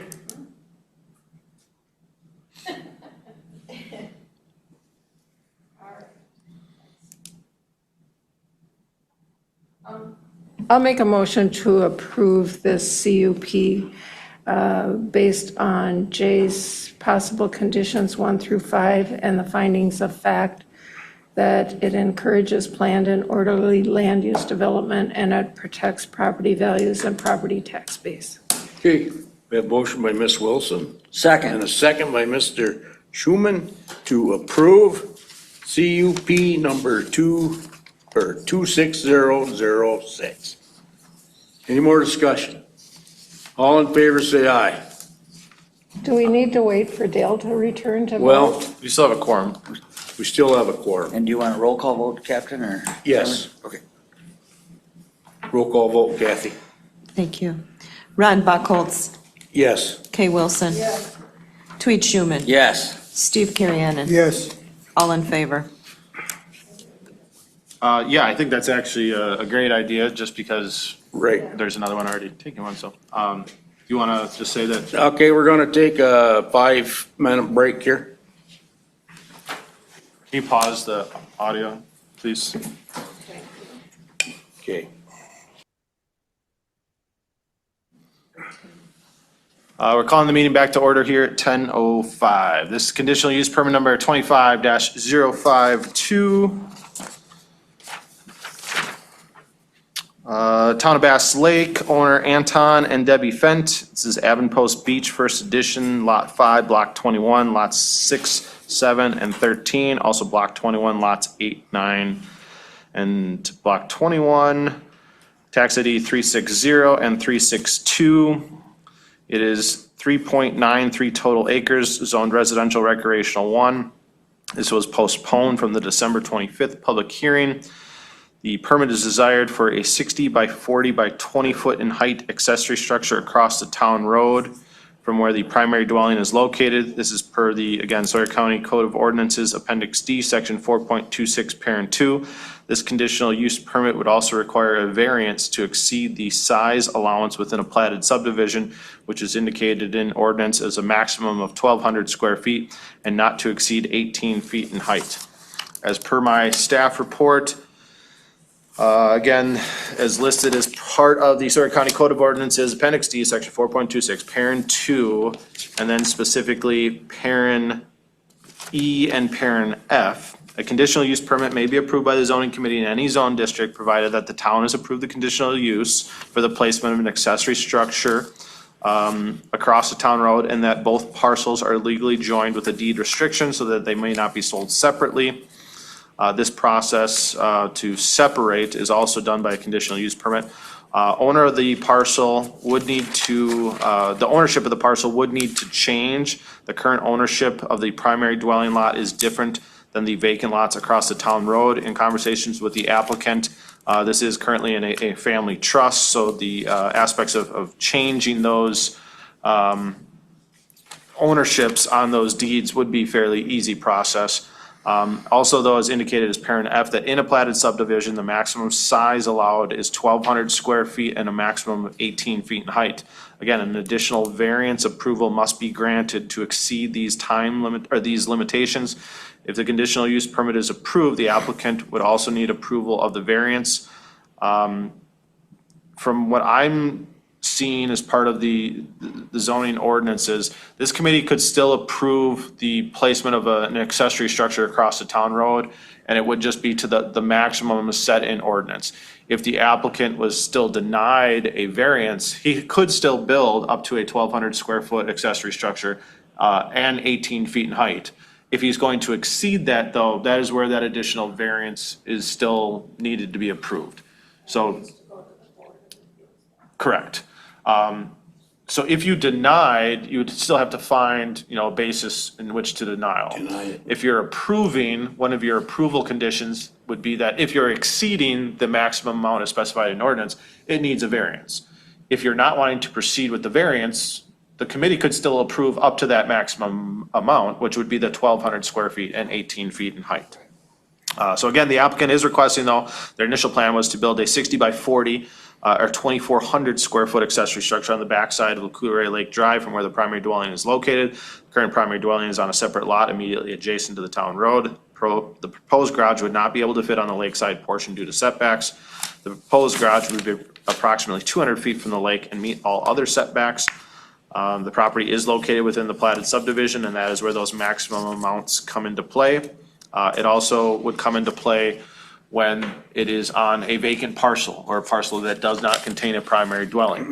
It was indicated, and I heard conversations from the planning committee, that the property owner to the north has a 2,400 square foot garage. Well, the property owner to the north of this has a primary dwelling located on that parcel. So that property owner is allowed a larger accessory structure. It's only when you have a vacant lot across a town road from where the primary dwelling is located where these maximum square footage amounts come into play. Again, as part of the conditions as listed in my staff report, again, a variance would also need to be granted to exceed the size and height of the accessory structure within a platted subdivision. Failure to obtain the variance within 12 months would render the conditional use permit void, but I think I'd want to change that language. So you would be still potentially approving the conditional use permit for the placement of an accessory structure across the town road up to the maximum amount specified. I don't think there should be, a time limitation in which the applicant could still proceed to exceed that with a variance. Your conditional use permit, again, is just for the maximum amount. So I would change that potential condition as listed in my staff report. Would still contain that no habitable area is allowed in the structure, no commercial use operation is allowed in the structure. The size of the accessory structure not to exceed 1,200 square feet and 18 feet in height unless the Board of Appeals approves a variance to exceed that amount. A deed restriction or restrictive covenants must be recorded with the Register of Deeds so that the parcels may not be sold separately. This would also require a change of ownership among the parcels as that they are currently not in the same form of ownership. It must follow all other town, county, state, and federal laws, conditions, including additional town driveway permit. As by motion of the town board, motion was approved, Justin Chairman Hall, Dave Albert Supervisor, Don Adams Supervisor, Marshall Savitsky Supervisor. The conditional use permit would not be contrary to public interest and would be in the compliance with the spirit of the zoning ordinance because it would not be detrimental to ecology, wildlife, wetlands, and shorelands. It would not create an air quality, water supply, or pollution problem. It would not destroy prime agricultural lands. It would be compatible with the surrounding uses in the area. The conditional use permit is approved with the following conditions. One building with a maximum of 1,200 square feet and not to exceed 18 feet in height. Signed, Tammy Brown, Town Clerk. There were 21 additional notification letters sent out to adjacent property owners within 300 feet. The one opinion I've received back is from a Gail Castrodia. I want to let you know that I am in favor of the conditional use permit, and here's why. Over the years, the property owner has done a complete remodel of the original cottage and constructed a garage. Both were well-built and well-maintained, blending seamlessly into the existing landscape. The property owner is requesting a variance of 2 feet higher than the 18 feet should be allowed. At the previous meeting, it was explained that this would allow storage of a pontoon boat on a trailer without having to remove the ridging in the bimini top. The additional height would not obstruct any views from neighboring properties. The 2,400 square foot size would offer more pleasing aesthetics than two smaller buildings, which might give the look of a storage facility. Thank you for my comments, Gail Castradia. That is all. Chairman, I got a question for Jay. Yes, go ahead. Jay, but the town in their conditions mentions nothing of the variance. Is that true? Correct. I didn't hear you say that. No, it doesn't mention the variance, and, you know, they would ultimately see a variance request come through if it is still to exceed the 1,200 square feet. They did have a condition as part of the approval, one building with a maximum 1,200 square feet and not to exceed 18 feet in height. So if, again, this committee approves a conditional use permit, and if the applicant wants to pursue a variance, it would go back to the town, you know, per those, and I think they may, you know, look at their conditions that they previously implemented and potentially deny the variance. I can't speak for the town, though. So if that goes back to the town, then would it come back to us? Just No. go to the Board of Appeals? Correct. Okay, all right. Okay, need a motion to go into public hearing on CUP number 25-052, please. Motion, Mr. Chairman. We have a motion by Mr. Schuman. Do I have a second? Second. Second by Mr. Kariainen to go into public hearing on CUP number 25-052. All in favor, say aye. Aye. All opposed? Motion carries. We are now in public hearing. So, is the applicant here? Yes, I'm on Zoom. Okay. You hear me okay? Yep. State your name and address. Jay did a good job introducing my situation. I'm reading basically from the Sawyer County Zoning Ordinance 4.26. It has A through F provisions in there, and I seem that this application meets all A through F provisions. The accessory structure cannot be constructed on my primary property due to setbacks. It's definitely that. This is a lakefront parcel, is my primary, and by moving the building to the adjacent across the street property, it'll eliminate any possible erosion and water running into the lake. The water will stay on the property there because Lake Coudray Drive will stop the water from running towards the lake.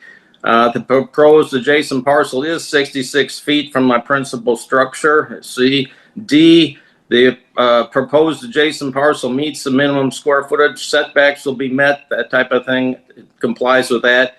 E, a conditional use permit.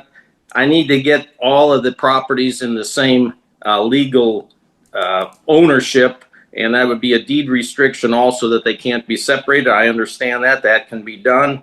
And then F, right now for this conditional use permit, I'm looking at a 1,200 square foot building, maximum height of 18 feet. So I comply with the 4.26 paragraph 2 A through F. Any questions? Any questions for the applicant? Go ahead, Mr. Schuman. I guess, sir, then are you going to look for a variance then, or are you good with 18 feet Yeah, high? what I understand, it's a two-step process. I need to get the conditional use permit first, and then I'll apply for a variance. If the variance does not fails, I guess the variance fails, then I would build the 1,200 square foot, 18-foot high building. But right now, I'm looking for a conditional use permit to actually build a building across the street. Okay. Thank you. Any more questions for the applicant? Anyone out there want to speak in favor of this public CUP? Linda?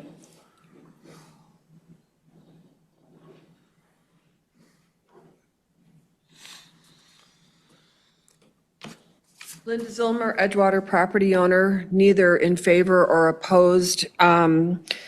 I have basically two questions. One is I thought I heard something mentioned during the staff explanation about removing a 12-month time period. I don't know why there would be any variance on the time period. And that, for instance, if those parcels could not be combined in the deed restriction put on there, then I would think that if it couldn't be done within the time, that this would be void and they would have to come back again. And then also, what is the process? If today you are issuing a condition, or you may approve a conditional use permit for 1,200 square feet and an 18-foot high, and assuming the BOA would grant the larger size, then how does this conditional use permit then become adjusted? Because somebody might look at this 10 years from now and say, but look at, you've got a 2,400 square foot, 20-foot high building, but the zoning committee only approved the smaller size. So if you could address that before your decision? Thank you. Right, anyone else want to speak in favor of this CUP? Anyone want to speak in opposition of the CUP? Do you want to address that? Hello?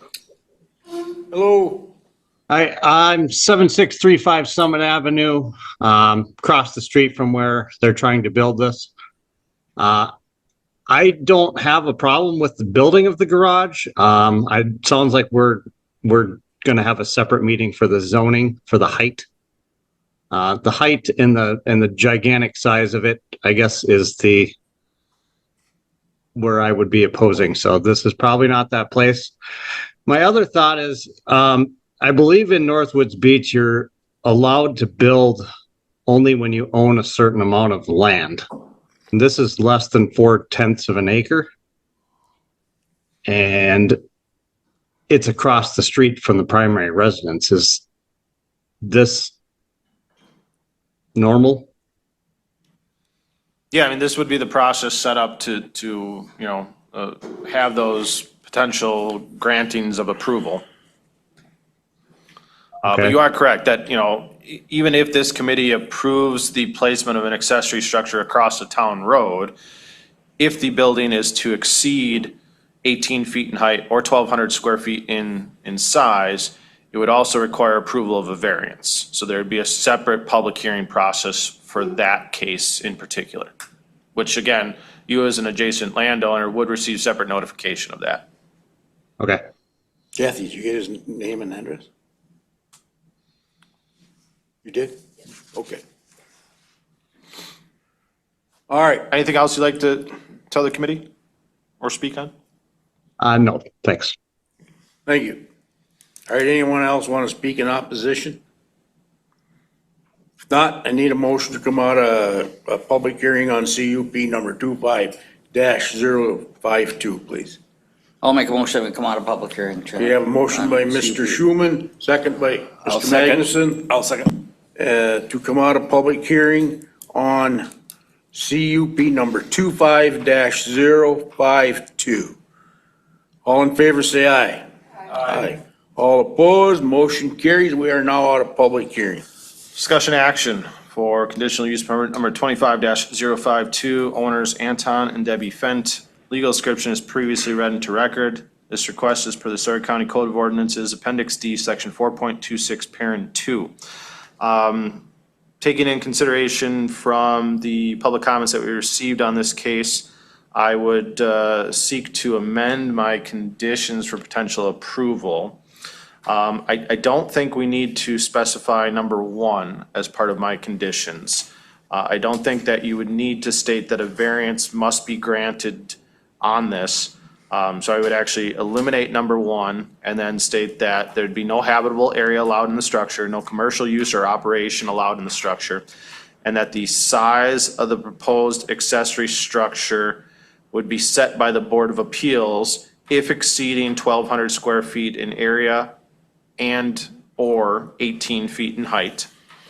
That a deed restriction or restrictive covenants must be recorded at the Register of Deeds so that the parcels may not be sold separately, and that must follow all other town, county, state, and federal laws and regulations, including a town driveway permit. That conditions, or those conditions there, would be similar to any other case that you've ever heard. Again, this is a little bit of a unique one that I've never seen before, so struggling with how to format these conditions was just that, a struggle. But this again would, you would potentially grant that, yes, we're allowing the placement of an accessory structure across the town road, 1,200 square feet, 18 feet in height, all those other conditions. If he wants to go above and beyond that, he would need variance approval to do so. If he doesn't want to go above and beyond that, take out a land use permit, make sure you meet the other conditions, you're good to go. Jay, can you repeat the Town of Bass Lake conditions, please? And Town you of agree with Bass those? Lake. Does the applicant agree with all those? Town of Bass Lake approved the conditional use permit. They listed their findings of facts of why they approved it. One of the conditions they had stated as part of their approval would be one building with a maximum of 1,200 square feet and not to exceed 18 feet in height. Got it. Now, that is part of their conditions for approval of the conditional use permit. Again, if this applicant was to proceed with a variance, the town would have another public hearing process on this case. Okay, thank you. Chairman, Jay, I had a question. The gentleman spoke about separate rulings for the Adden Post Beach subdivision. Do they have different conditions for buildings? So for non-shoreland district lots, they do require a minimum of 20,000 square feet to basically to build within Northwoods Beach. If you don't have the 20,000 square feet of that lot area, then you're not allowed what's known as reduced town road setbacks. But those provisions only apply in the non-shoreland districts within the town of Bass Lake. Again, this case in particular is through a conditional use permit clause, which the town has approved the conditional use permit, so they are fine with having the lesser size requirements as needed. Also, this property would be within the shoreland district, so the town actually can't implement their own standalone subdivision ordinances within a shoreline district. Right. Got that, Kay? All right. Yes. All right. Couldn't you have just said that? Yes. All right, we need a motion. Mr. Magnuson, go ahead. I'll make a motion to approve CUP 25-052. Yeah, with the possible conditions of 2, 3, 4, 5, and 6. And findings of facts of 3, 4,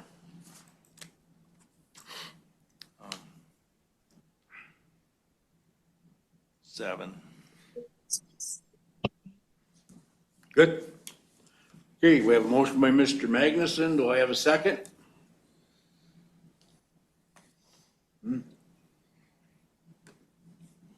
I'll second that. I'm sorry. Go ahead, Steve.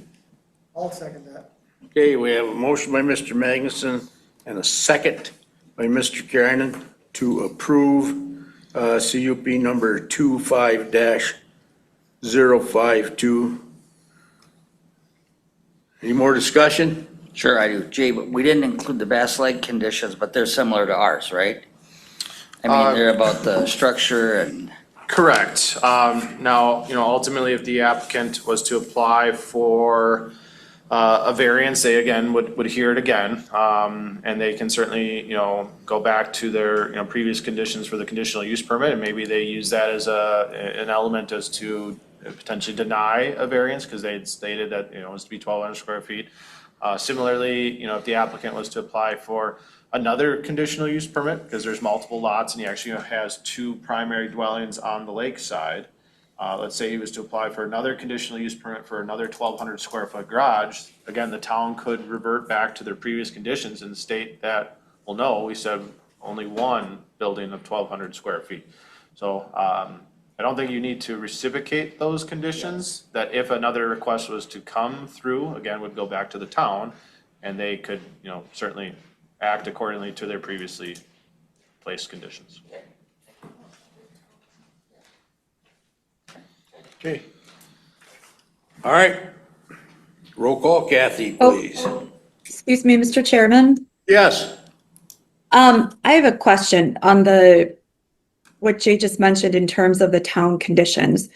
So the condition that the motion maker made, condition 4, is size of proposed accessory structure to be set by the Board of Appeals if exceeding 1,200 square feet and 18 feet in height. That is different than what the town's condition was. My understanding is that the town's condition is that the structure cannot exceed the 1,200 square feet or 18 feet in height. So I think it's important that the committee clarify what your condition is. obviously this body is not the Board of Appeals. An issue that comes in front of the Board of Appeals, they have to make a determination on their own right. But this is an important clarification point. So again, the question is the committee's, does the motion include the condition number 4? Or is it the town's condition of maximum of 1,200 square feet and 18 feet in height?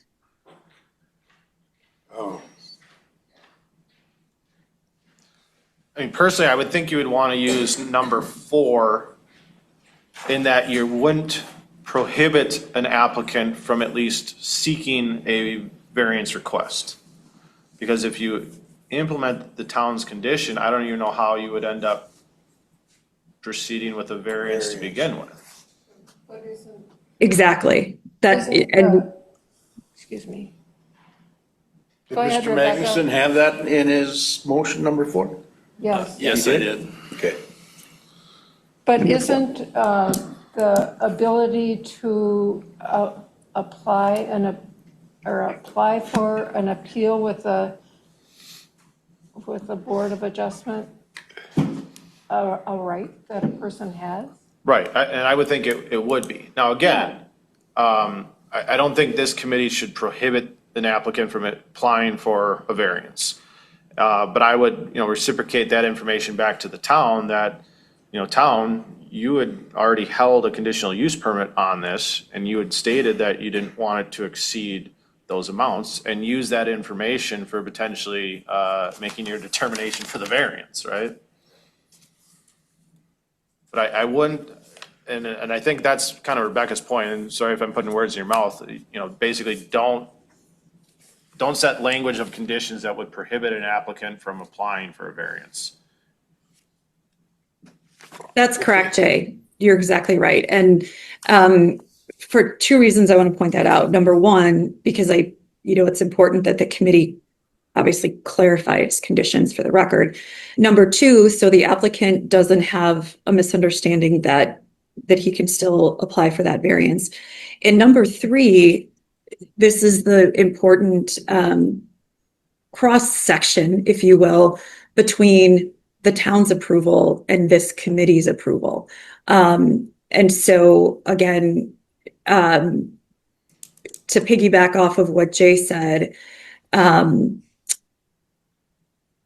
using condition number 4 will allow the applicant to seek a variance. And so I think that was what the maker of the motion said was the intent, and I think we clarified that. Let the record reflect. Thank you. And then Jay, just to be clear then, that the town didn't hinge their approval on that condition. You know what I mean? I mean, there's no one here from the town to state that, but they said it pretty clearly that it should not exceed 12. Right. But okay, sorry, Chairman, I just wanted to clarify. No, that's fine. So we have it all discussed out. Kathy, let's do a roll call. Steve Carrianen.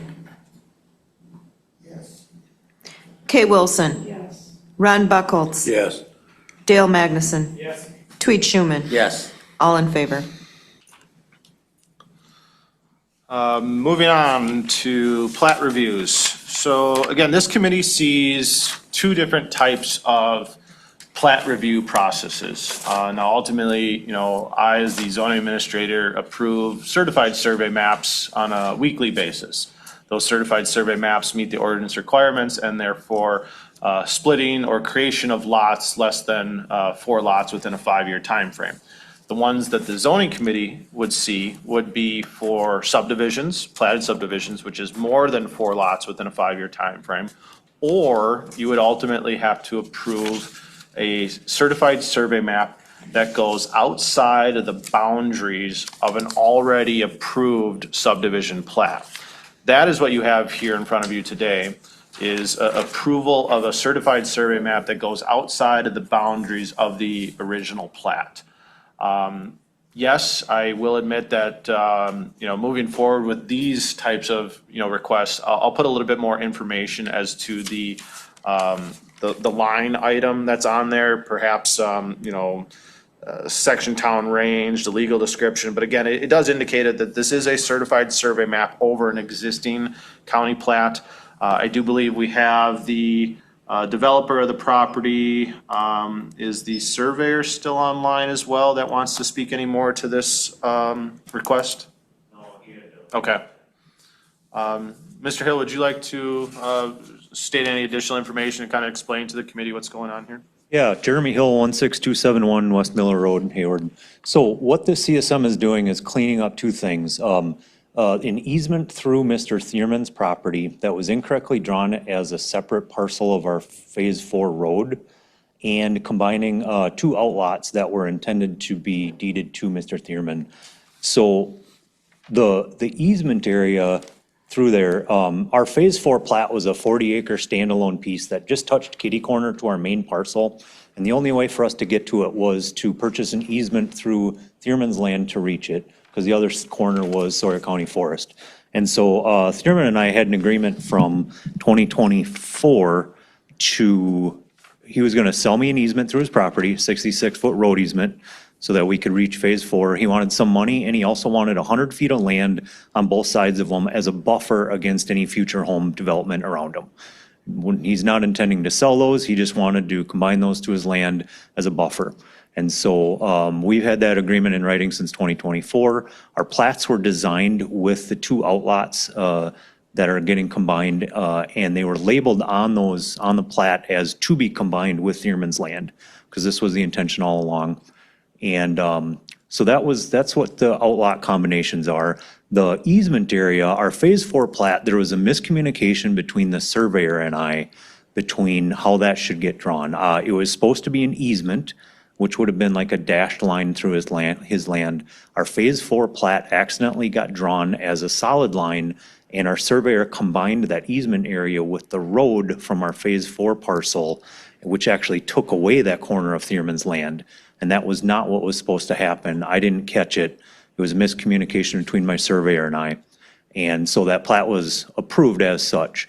So what we're trying to do now is just change that little corner of road easement back to an easement, which is the way it was supposed to be. This ultimately then requires zoning committee acceptance, conditional acceptance or rejection. All right, committee.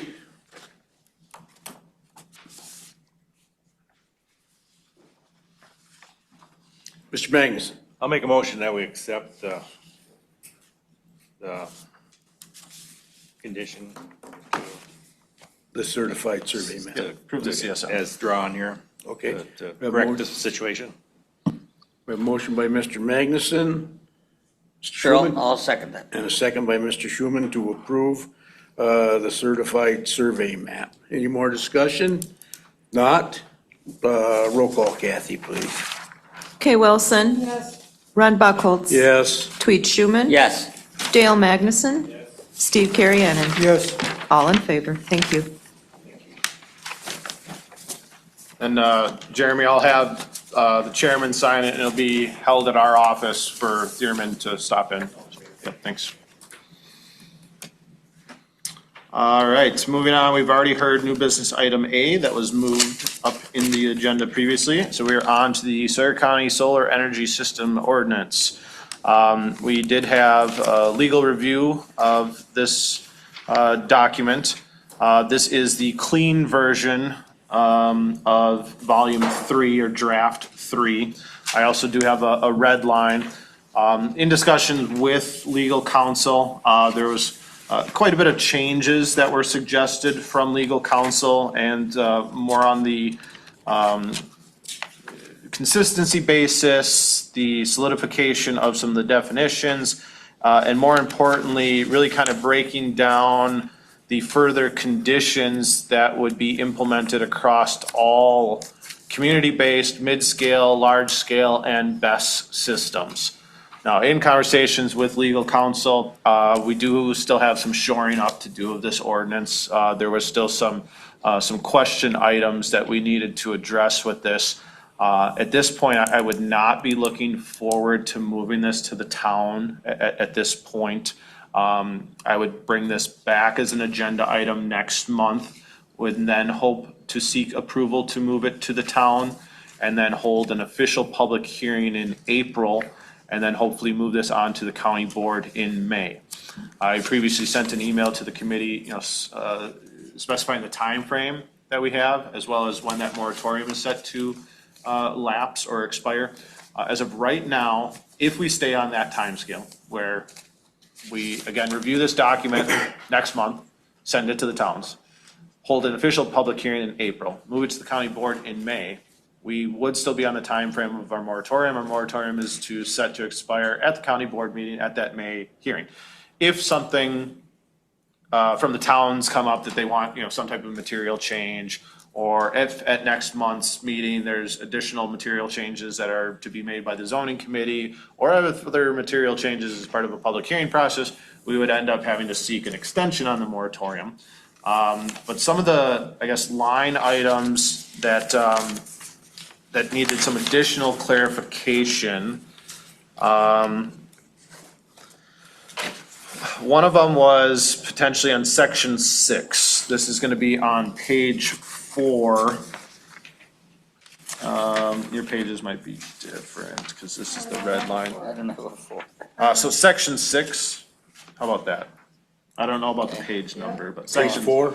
I'm not sure about the page, because. 6A or 6? Yeah, so sections, it would be section 6.0. It would start 6.0. there as the siting requirements and design standards for community scale, mid-scale energy systems. We don't have that. Section 6? I don't have page 4. Oh, look at that, I don't either. That's weird. Oh, it probably was supposed to print back and front and it didn't. I got a 4. You have- Well, aren't you special? I got 2 of these. Are they the same? This is version 3. It goes 1, 3, 5, interesting. Well, I have it up on the screen. Okay, all right, put her on the screen. Can you make it bigger? I'll try. So we're just getting, Jay, one more month to look at this then and come back with any, right? Yes, Before you send it to the but towns. there are a few, I guess, We'll share. line items that we would need the committee to decide. One of them starts on section 6.0, which is the siting requirements and design standards for community scale and mid-scale solar systems, specifically as it relates to setbacks. So right now, it's indicated as a minimum 250 feet from a residential dwelling and 150 feet from public right-of-ways. It doesn't specify a setback requirement from property lines. The one thing that I had put in here, and this is still as a discussion item with Rebecca, but I was looking at implementing that the fencing requirement, and again, fencing shall be required on these types of solar facilities, that the fencing is to be 20 feet from property lines. So ultimately, if the fence is in 20 feet from the property lines, the solar panels would then be whatever the manufacturer requires from setbacks from the fencing. So it's not that the panels themselves have to be a certain distance from the property line, it's that the fence, which is required for all of these, is at least 20 feet. And then you would expect to see that it's another 20 feet from the fence to the first start of the panels, that you have access roads around the edge. If you wanted to go larger than that, I think that's somewhat of the committee's discussion item, unless there's other statutes that prohibit it, and I guess I'd, default to Rebecca on that. But that was one of the suggestions that I had made, is that we don't call out property line setbacks. Let's at least call out how far the fence needs to be from the property line. And I had indicated 20 feet. 20 feet as the fence setback was the setback that was proposed with the previous solar facility that we saw back, was that last year, or was that 2024? It's end of 2024, beginning of 2025. They ultimately withdrew that application, though, the board, the committee members. So the fencing, I'm sorry. Go ahead, I Steve. was going to ask if there's any specifications for the fence, what it's made of, how tall, et cetera?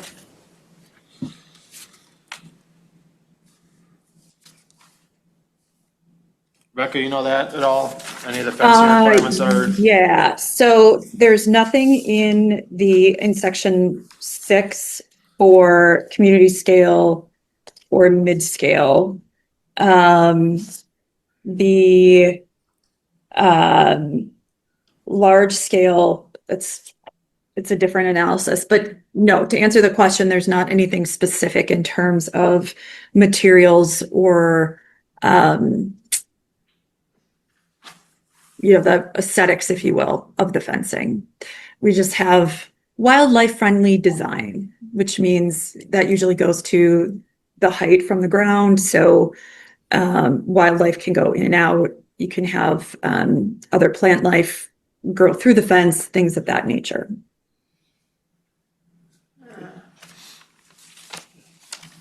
And again, I took the 20 feet as to, that was the, other application that we received. That was what their proposal was to be, that the fence, again, was to be 20 feet from the property line, and then the actual panels themselves would be inside that perimeter fencing.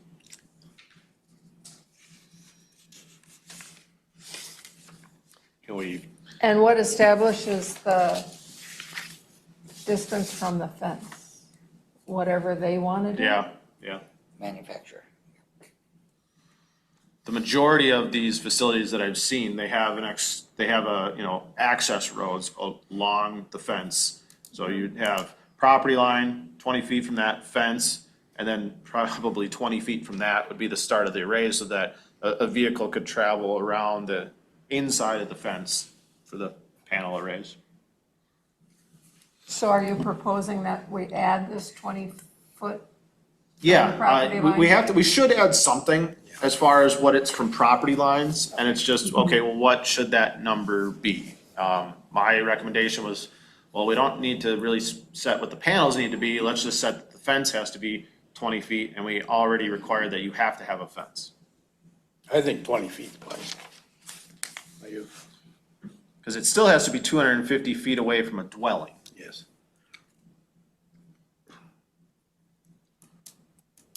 Mr. Chairman? Yes, go ahead, Rebecca. If the committee would like to add more details as to what fencing material is required, you certainly may. Again, the intent with the original draft is simply, the wildlife-friendly design is, so it's not a solid surface, it's more of like a chicken wire fence, but something that's still secure and sturdy. But if the committee wants to add more details, it certainly can. We can have, if you want to discuss what those might be, we can do so, or if you want to give Jay the feedback and we can incorporate it into the next draft. But that is certainly an element where you can have more specificity if the committee so chooses. Go ahead, Dale. Yeah, I don't think this is necessary on that. I think having a wildlife-friendly design is adequate, and I think 20 feet is adequate as a reasonable request, for them. So I make motion to make that change of adding the 20-foot requirement around the perimeter for the fence. Do we need a motion on that? Sure, if you want. Yeah, okay, and Dale made the motion to keep the fencing, utilize wildlife-friendly designs, and the property line setback is 20 feet. Mr. Chairman? Yes.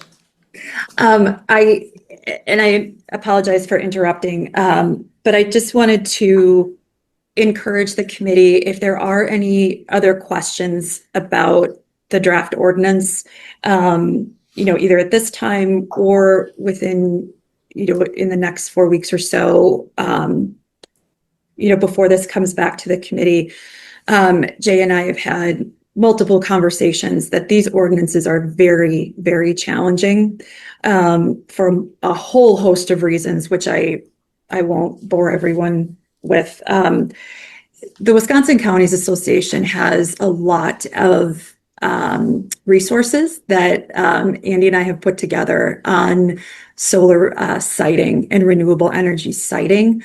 So those are available if anyone wants to have more insight on the complicated issues that these ordinances present.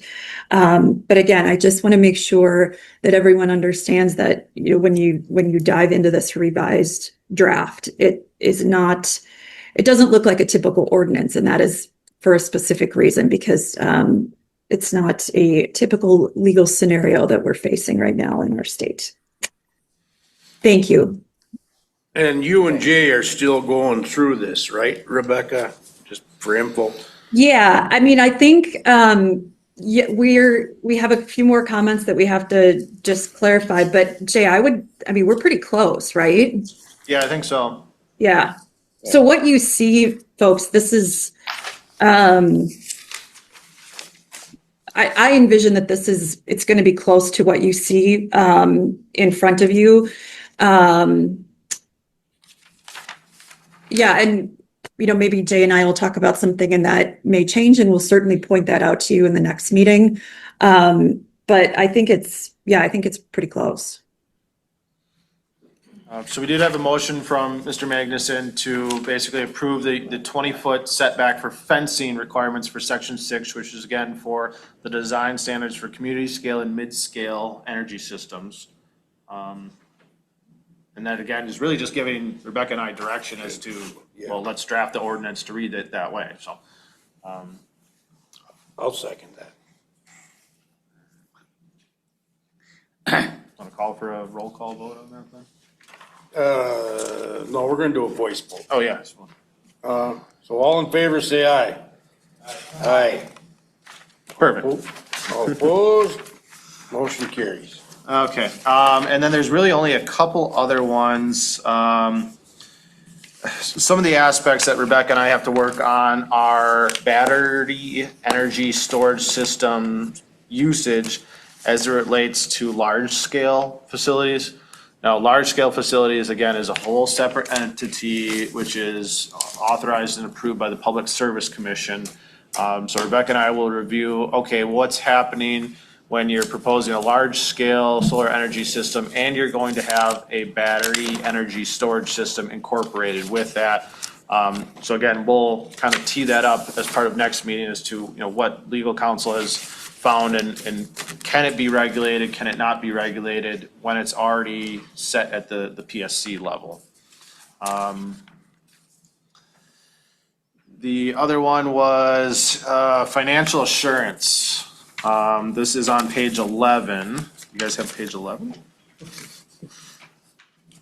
Yeah, I do. Jay, real quick, the draft that you had on the agenda, in the link that you circulated, all the pages were on that agenda. Yep, so it's actually page 10 on the agenda.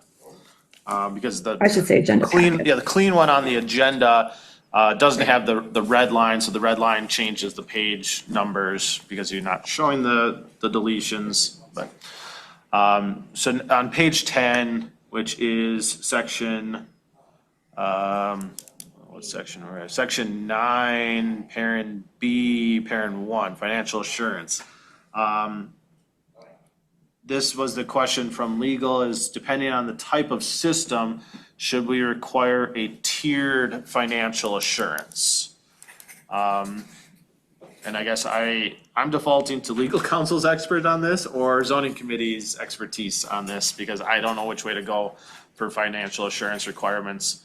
I don't know what the cost, I haven't even started to dig in, if a solar company comes in, does a mid-scale project, and then they go bankrupt and, try to hook it on the county, what does it even cost to, reclaim that area in which the county should be requiring that financial assurance to, make sure that doesn't happen? Or if it does happen, that we have money available to go in there and clean it up.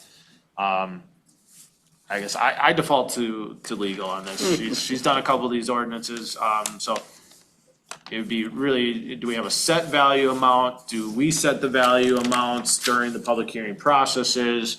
Or should we have a tiered system that for community scale it's X over this amount of acreage? For mid-scale of this acreage it's X. For a battery energy storage system of this size it's X amount of dollars. What do you generally see on those, Rebecca?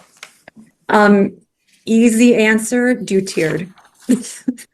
Again, I could sit here for probably 30 minutes and explain the whys of why a tiered system would be more appropriate. But the easy answer is I recommend doing a tiered system.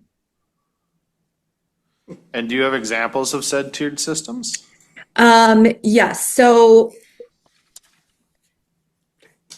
putting large scale aside for a moment, for the others, it's usually the full value of decommissioning costs that's anticipated and estimated at the beginning of the project. And it's like 5% in financial assurance, whether it be a bond, et cetera, for the first 5 years. Then it can bump up to 10% for the next 5 years, and then the next 10 years. So again, it's tiered. It usually will be about 5%, 10%, and then 50% at around, like if the life of the system is 30 years, it'll be around 15 years that you'll require 50%. And then, And I don't know if we need a motion to this, I guess just general discussion. yeah, You know, is legal counsel's recommending tier, I'm recommending what legal counsel recommends. If we want to go the tiered route, I would, work with Rebecca to find those other examples and add that tiered financial assurance requirements into the next version that you would see next month. And And- the zoning, and one- the zoning one- committee would go with what Rebecca and Jay throw at us. okay. And I just want to say too, briefly, this is important because we do not want the county to be stuck decommissioning these facilities. And when you see proposals, there are lots of ways that developers will talk around that as to why the county will never be responsible. This is one way we can make sure the county is never left holding the bag. Note, though, there are other points in this ordinance and other points that the county would require to make sure that doesn't happen. Because obviously, we don't want the county to be left having to decommission a project. Yeah, so I think the, discussion I'm hearing from the committee is, yeah, we'll go tiered and we'll, you and I will work together to get that tiered schedule incorporated into that section. The only other one that we had that the question on still was the potential addition, and this would be right after the insufficient, I don't know where it would fit, but, two other items that we would need to look at would be utility aid payment section and a water or well requirement section. Mr. Chairman, can I ask a question? Yes, go ahead. Going back to this assurance, financial assurance, I don't think we want to put a dollar amount on each tier because this is an ordinance that in 10 years, it's going to cost a whole lot more money than it is today to, and I'm thinking of the non-metallic mining ordinance, you've got $1,500 per active acre. Yeah, we need to bump that up for sure too. It's way different. Yep. And so I think we have to be careful, and maybe Rebecca has a different idea on that. Yeah, you said it was Yes. the percentage, but what is the percentage based on? So the percentage is based on an expert report of future decommissioning costs, which the developer has to prepare and has to submit that. And so looking ahead, that expert will say, decommissioning in 30 years will cost $30 million. These are just fake numbers. So then the percentage amounts would be based on that estimated cost prepared by that expert report.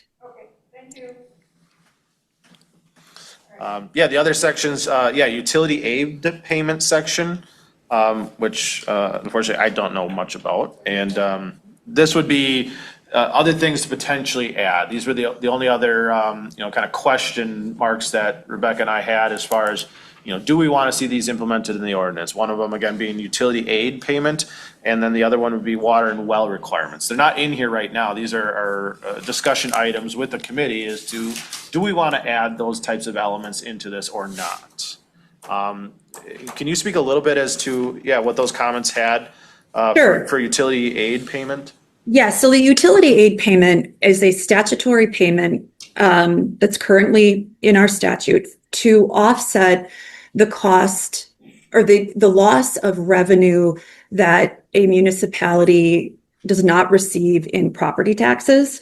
So the developer, the utility pays into a fund, a state fund. The state then turns around and pays it out to counties, towns, other municipalities. So that's in the statute. So we wouldn't need codification of that. But what we like to see in the ordinance is that there is a reflection of those payments will continue and the payments may increase based on what happens in the statutes. Right now, there is a proposal for a utility aid payment for a BES. And so if that statute changes, we want to make sure that the ordinance reflects, yes, indeed, those payments should continue.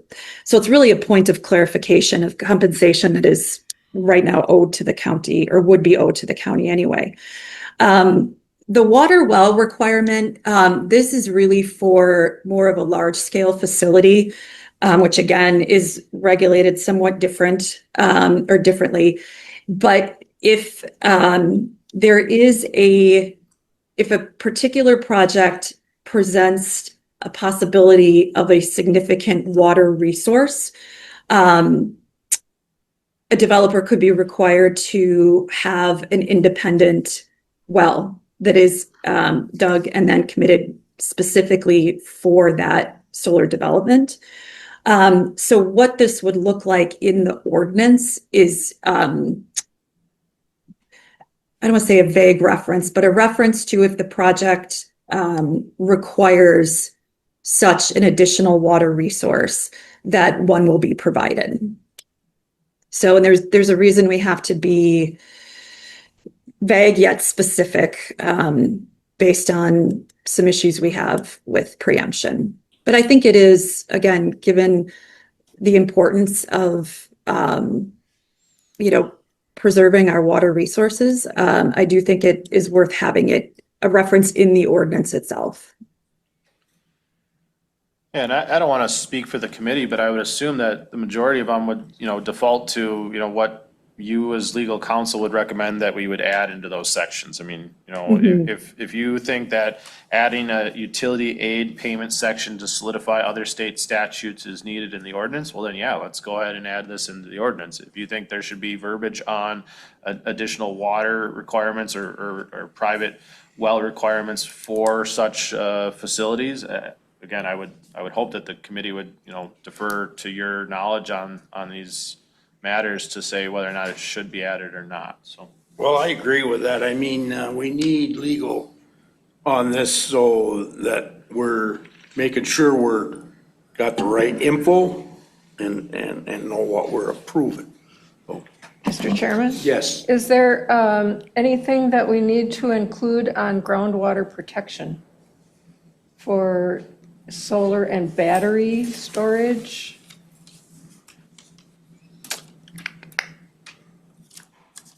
That is a fantastic question. And protection of groundwater is one of the most common issues that counties are struggling with right now, given the unknown impacts of these developments. There's science kind of on both sides, if you will. And so how do we, as a county, protect our groundwater resources without knowing what the impacts may be? And then there's the question of whether the county is preempted from having those types of regulations in their ordinance. So what we have is because the everything except the accessory and the large scale require a conditional use permit, you would be able to add groundwater protections within the context of that conditional use permit. We can certainly add another clause that specifically discusses or pinpoints groundwater protection. I think that's a good idea. for the large-scale facility, again, because of state preemption, it isn't a conditional use process structure. It's a joint development agreement structure. And we do have points in the ordinance as to what the JDA would require. And those do include things that would protect groundwater. So we have, for large scale, we have the best protections we possibly can. So didn't we say something about earlier about wells, water and wells? Wouldn't that fall under the same thing as groundwater protection? It might, yep. Yeah, I mean, why couldn't we put it all in one? Rebecca? Yes. Generally speaking, yes. Yeah, there might be references in two different sections, but they will work together, with the goal of making sure that groundwater is protected. Again, to the greatest extent that the county is able to, given preemption restrictions in state law. Well, the groundwater is very important, so we have to protect that the best we can. Yep, I agree. Yes, from what I'm hearing from the committee and what I'm hearing from legal, I will get back together with legal hopefully in the next week or two, Rebecca, if you have some time to squeeze in before then. We'll hammer out what would be then a new version 4. We would ultimately do a clean copy of version 4. Would you want to see any kind of red line comparisons from either version 2 to version 4 or version 3, which you are viewing right now, to version 4? Or just kind of an explanation of where those changes came from, just to see that clean version? From version 3 to version 4. Okay, I'd like to see the red line. from 3 to 4? I'd like to see 2 to 3, 3 to 4. 2 to 3, and 3 to 4 red lines. Gotcha. Just Yeah. out of curiosity. Right, and we'll hopefully have that available then, within the next couple weeks, so that the committee, the public can review, and really would like to get this fully hashed out, so we don't have to go through the moratorium extension. And then again, the agenda item for next month would be, approval to send to the towns, and then hold an official public hearing in April. But again, the intention is that by the time it even goes to public hearing, all the comments and all the issues have been hashed out, so that, something doesn't, kick us back to square one. I always hate going back to square one with a material change, where if we can address those items right now and get this polished up, it's more efficient, so. If I can make one last comment, Mr. Chairman. Yes. In other counties that we represent, oftentimes when a solar or any renewable energy ordinance is being developed, the elected officials or staff will be contacted by various groups offering assistance to help draft your ordinance or provide input. And certainly it's up to each of you whether you want to communicate with those folks. You're obviously public officials. But I will say that sometimes the comments that we see back from certain organizations are legally questionable. So if you do receive those inquiries and you have questions, certainly reach out to Jay. Jay can reach out to me and we can go through those. Linda, you wanted to say something quickly?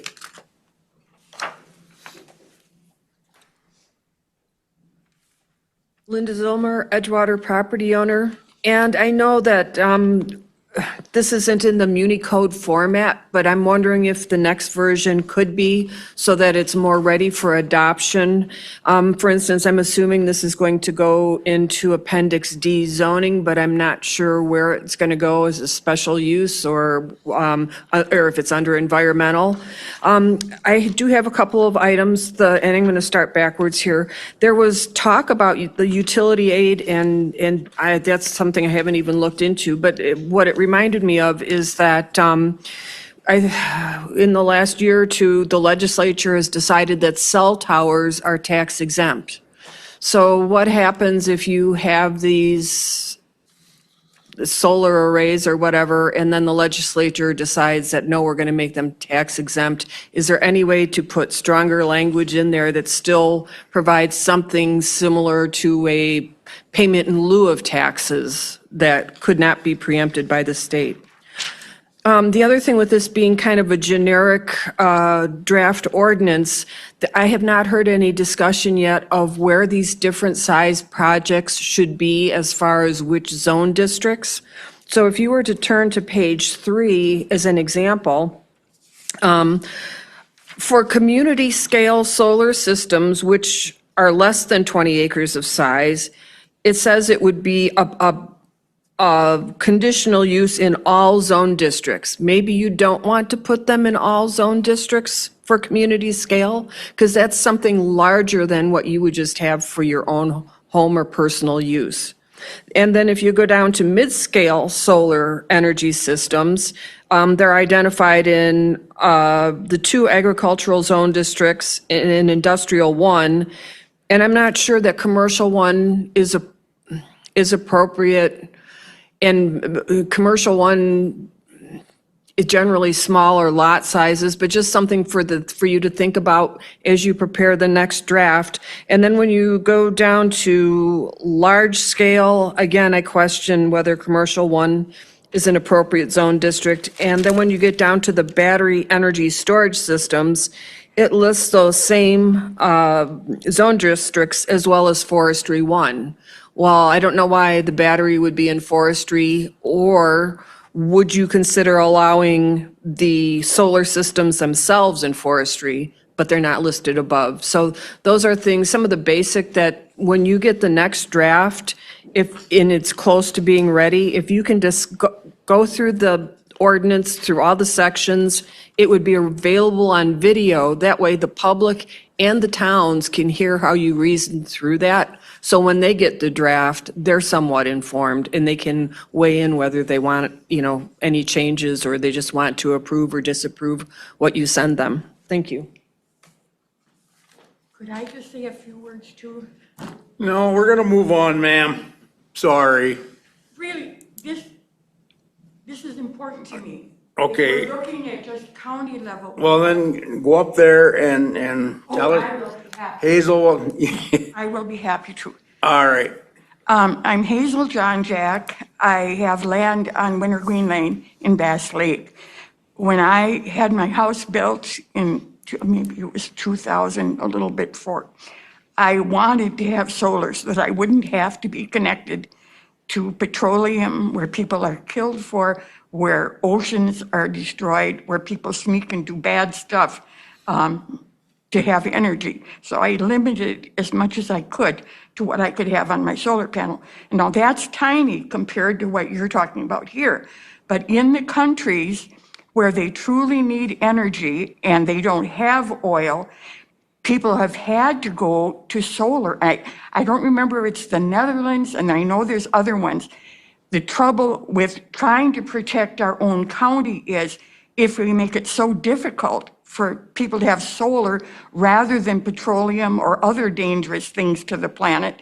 And I just think of like global warming, if there's climate catastrophe, solar, it would seem to me, could be fixed quicker than where you have huge oil lines or ships losing oil. So anyway, as much as I value the environment and our county trying to protect itself worldwide, people are going to have to go to solar, or else we're going to destroy our planet and have wars over oil for a long time. Thank you. Thank you for that. Number CJ? CJ. Letter C, where were we, C? Oh, apartment complexes and potential data centers. So this was a late addition. We got some handouts there. So we previously last month had talked about the inclusion of apartments or apartment complexes within a commercial 1 zone district is a use authorized by conditional use. We also had bakeries as part of that, but this committee basically said, well, we just Bakeries are fine, we don't really want to regulate bakeries at this time. So we're going to kind of kick that one down the road, at least for now, but the question still remains on whether or not we should allow for apartment complexes in a commercial one zone district. So I have not changed the language since then. So we define what an apartment is: a self-contained dwelling unit within a building that houses multiple units, is intended for the use of one family in each individual unit, and providing facilities for living, cooking, sleeping, and sanitation. The rental of an apartment unit must be greater than 30 consecutive days, so it is not to be viewed as a hotel or motel. This is for, more long-term living arrangements. And that, as a use within the conditional, or within the commercial one zone district, would still require a conditional use permit, provided that each apartment unit contains 10,000 square feet of land area and is prohibited within the shoreline district. I did add prohibited within the shoreline district because we do talk about density requirements within the shoreline district, so I don't think we want to open up that avenue to increase those densities within the shoreline. The 10,000 square feet, kind of came up a couple different times. Why the 10,000 square feet? That was some of the information that did come out of ad hoc committee, where they were looking at increasing the square footage size requirements for multifamily dwelling within the residential one zone district. Currently, within the R1 zone district, each additional dwelling unit over one would only require 5,000 square feet. But that change from ad hoc would be requested that it would move to 10,000 square feet. So that is why the 10,000 was derived from this. There were still other issues within the ad hoc committee's draft proposals. Those issues identified by legal counsel, those issues were reshared with the chair and the vice chair, and I have not heard any additional information from them. I was hoping that they were proposing to hold another ad hoc committee to address those said issues before it would be returned to the zoning committee to look and view those. But also now we are in the mix of potentially looking at this ordinance rewrite, so perhaps they were looking to say, well, what's gonna come with the ordinance rewrite?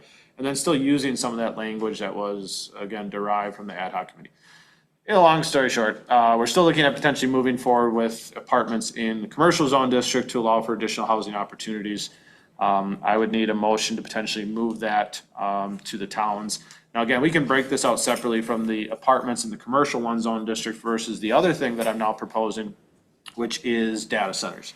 Now, when I say I'm proposing data centers, what I'm doing and what the intention of this, and I maybe should not fully divulge this on record, but the ultimate goal here is to create a definition for what a data center is. From there, basically only allow data centers within an industrial zone district and by conditional use permit within an industrial zone district. Right now, and again, I'm a layman reading zoning ordinances, one of the other conditional use permit clauses within an agricultural zone district and a forestry zone district allows for communication. What is communication? I could see a very savvy attorney end up saying, well, we want to do a data center in an agricultural zone district because a data center truly is for communication purposes. And now we have no other language in place for what a data center is, what other zone districts they would potentially be allowed in. And now they have submitted an application for building in an agricultural zone district, which we have large acreage tracts of agricultural. The intention here is to define it and put it in an industrial, furthermore specifying the minimum acreage size required in order to even apply for this, based upon the requirements of adequate separation distances between mechanical equipment, accommodating required electrical substations, allowing on-site stormwater infiltration, security parameters, adequate setbacks from adjacent property lines, and not piecemealing expansion of land use conflicts. So basically I stated that, well, because you need to meet those requirements, we also are needing 160 acres of industrial zone district for you to apply for a conditional use permit for a data center. That is the intention. That is purposefully intended, if you understand why I've created that in such that way, is it's creating a very small niche area in which any kind of data center could come within the county. That being said, the trend that I've been seeing with data centers is these data center companies are ultimately annexing. They are annexing into a city jurisdiction. So if we were to look at approval of those ordinance language, I don't think you'd ever see a data center in Sawyer County.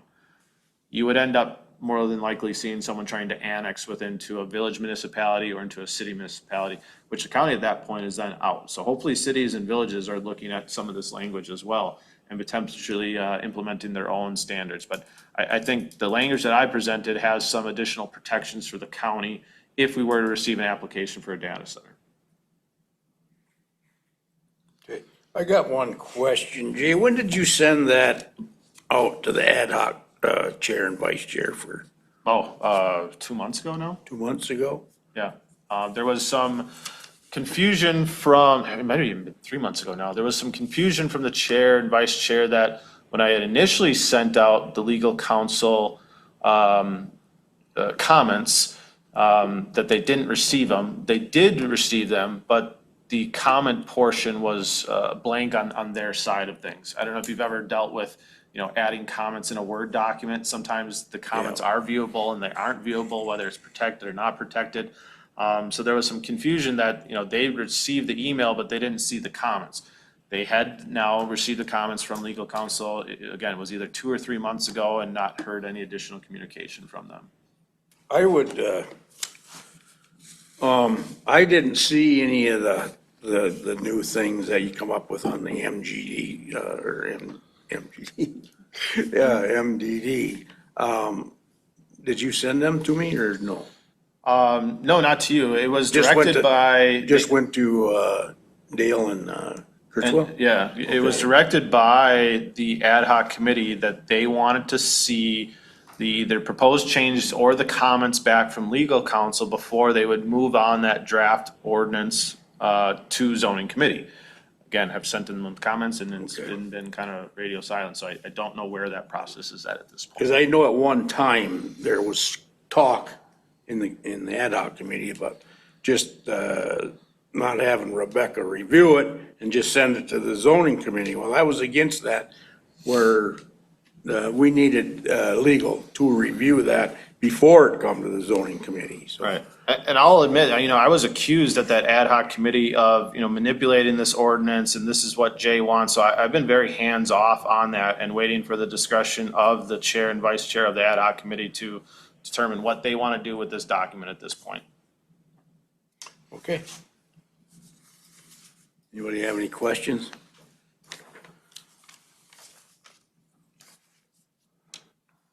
So do you need action on that one? Yeah, if we potentially want to send these ordinance amendments out to the town, it would require an action item from this committee.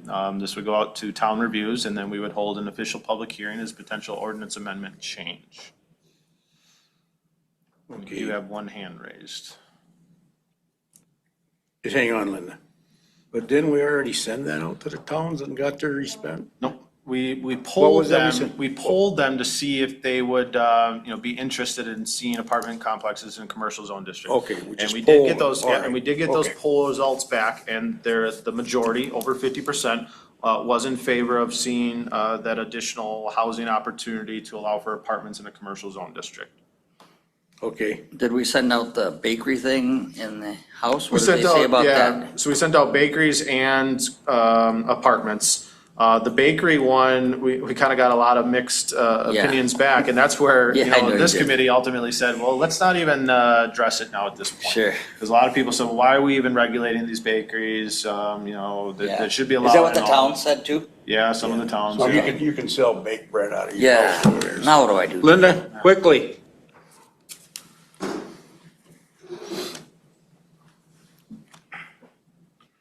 I would ask that the committee put further work on this before sending it to the towns. Number one, as is noticed in here, it's apartment complexes. Now, apartment complexes are not apartments. And this is the whole thing that the multi-dwelling development ad hoc committee worked on, is they eliminated the definition or the word multi-dwelling development. And then they went to state statutes and said, we're going to talk about multifamily dwelling. And that is what an apartment is. It's a multifamily dwelling. So they made recommendations to be consistent with state statutes and the administrative code. And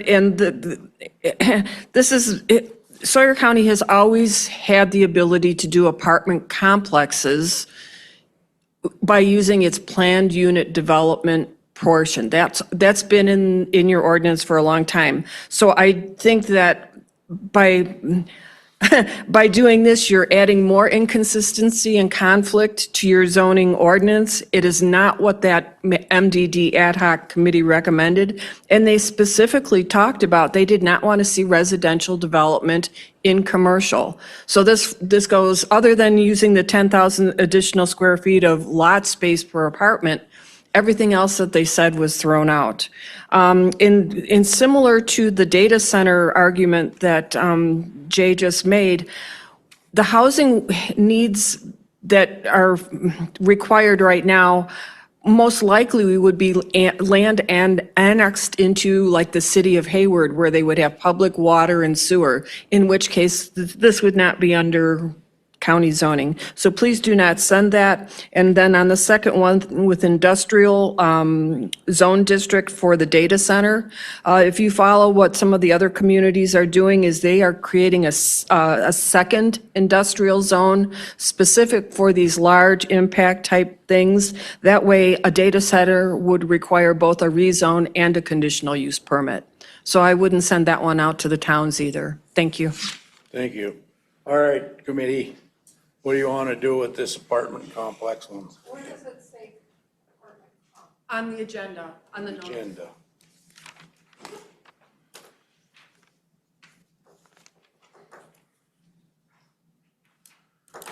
And that's how it's being referenced when discussion. Well, over 50% of the towns want to see it.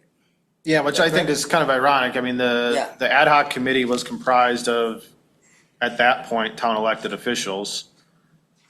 The language from those town elected officials did not want to see multifamily dwellings in commercial zone districts, even though the current zoning ordinance does allow for motels and hotels within the commercial zone district. Now, when we polled them with the newly elected town officials, we had over 50% that wanted apartments in commercial zone districts, so. Okay. All right, what's your pleasure, people?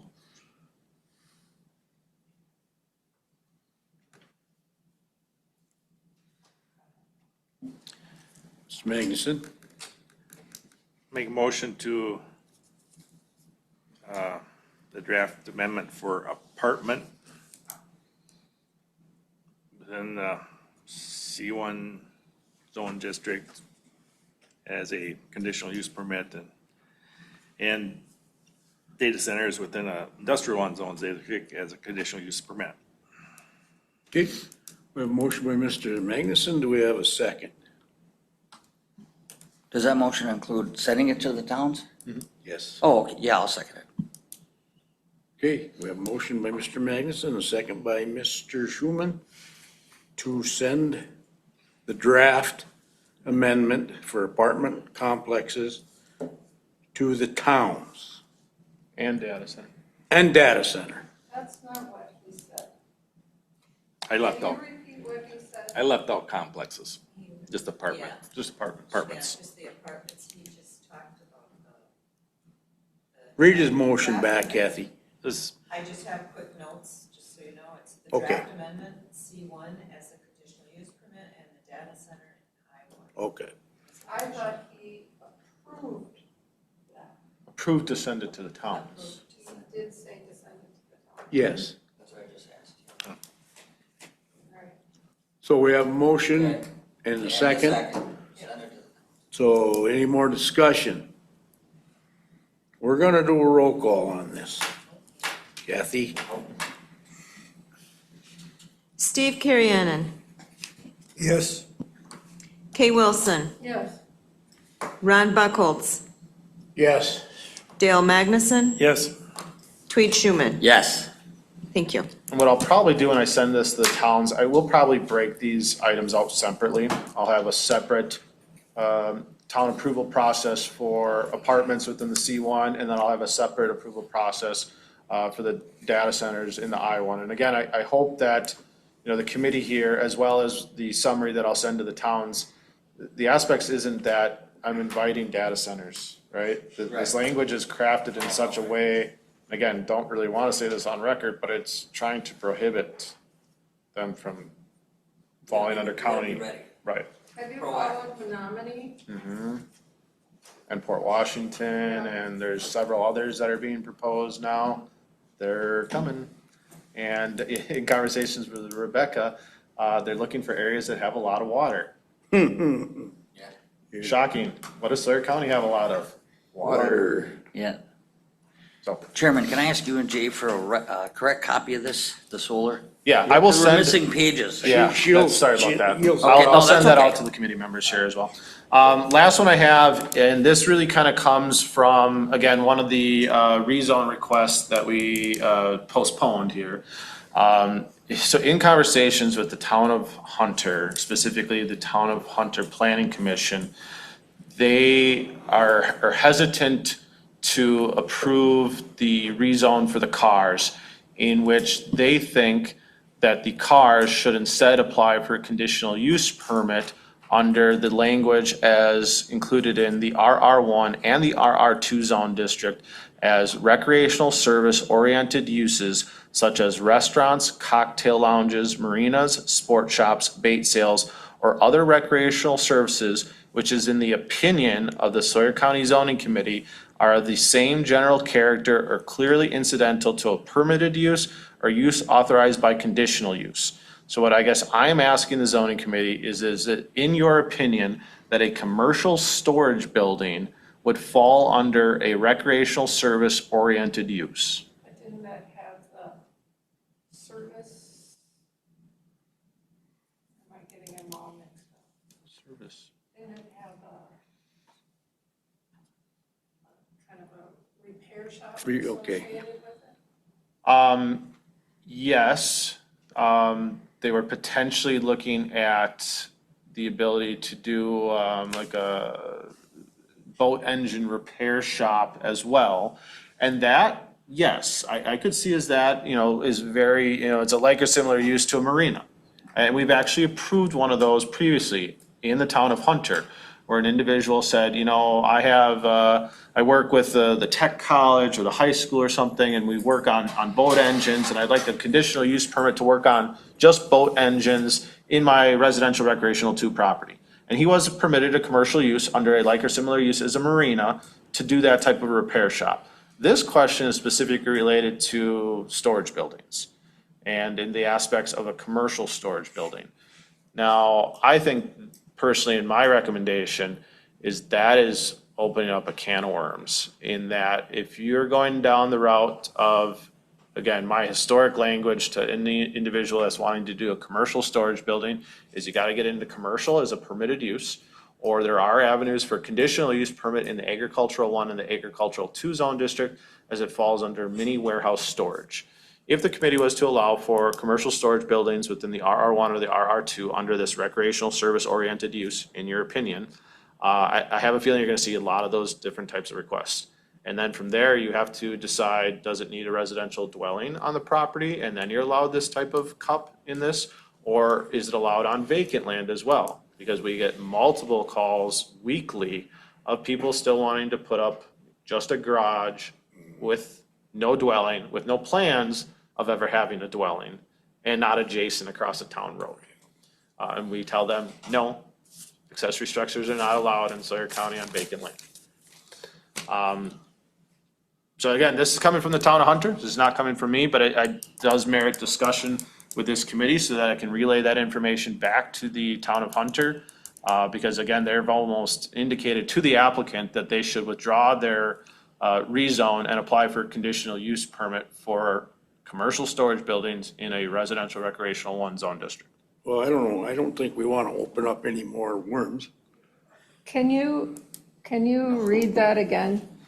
What is for, Recreational service-oriented uses such as restaurants, cocktail lounges, marinas, sport shops, bait sales, and other recreational services, which in the opinion of the county zoning committee are of the same general character or clearly incidental to a permitted use or use authorized by conditional use permit.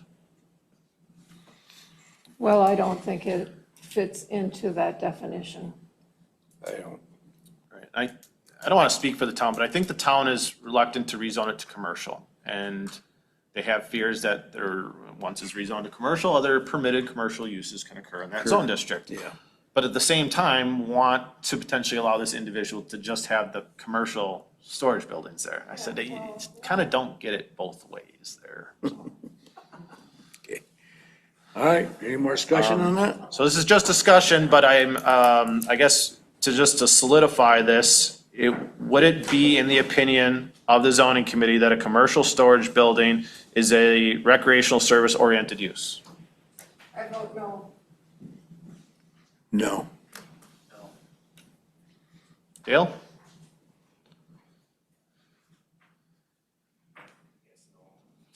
So in the opinion of the Sawyer County Zoning Committee, a commercial storage building is not a recreational service oriented use. That is all I need on that, and I'll turn it back over to you, Chair. Thanks. All right, everybody. Any other business that may become before this committee for discussion only? If not, I want to thank everybody for a good meeting, and we are adjourned.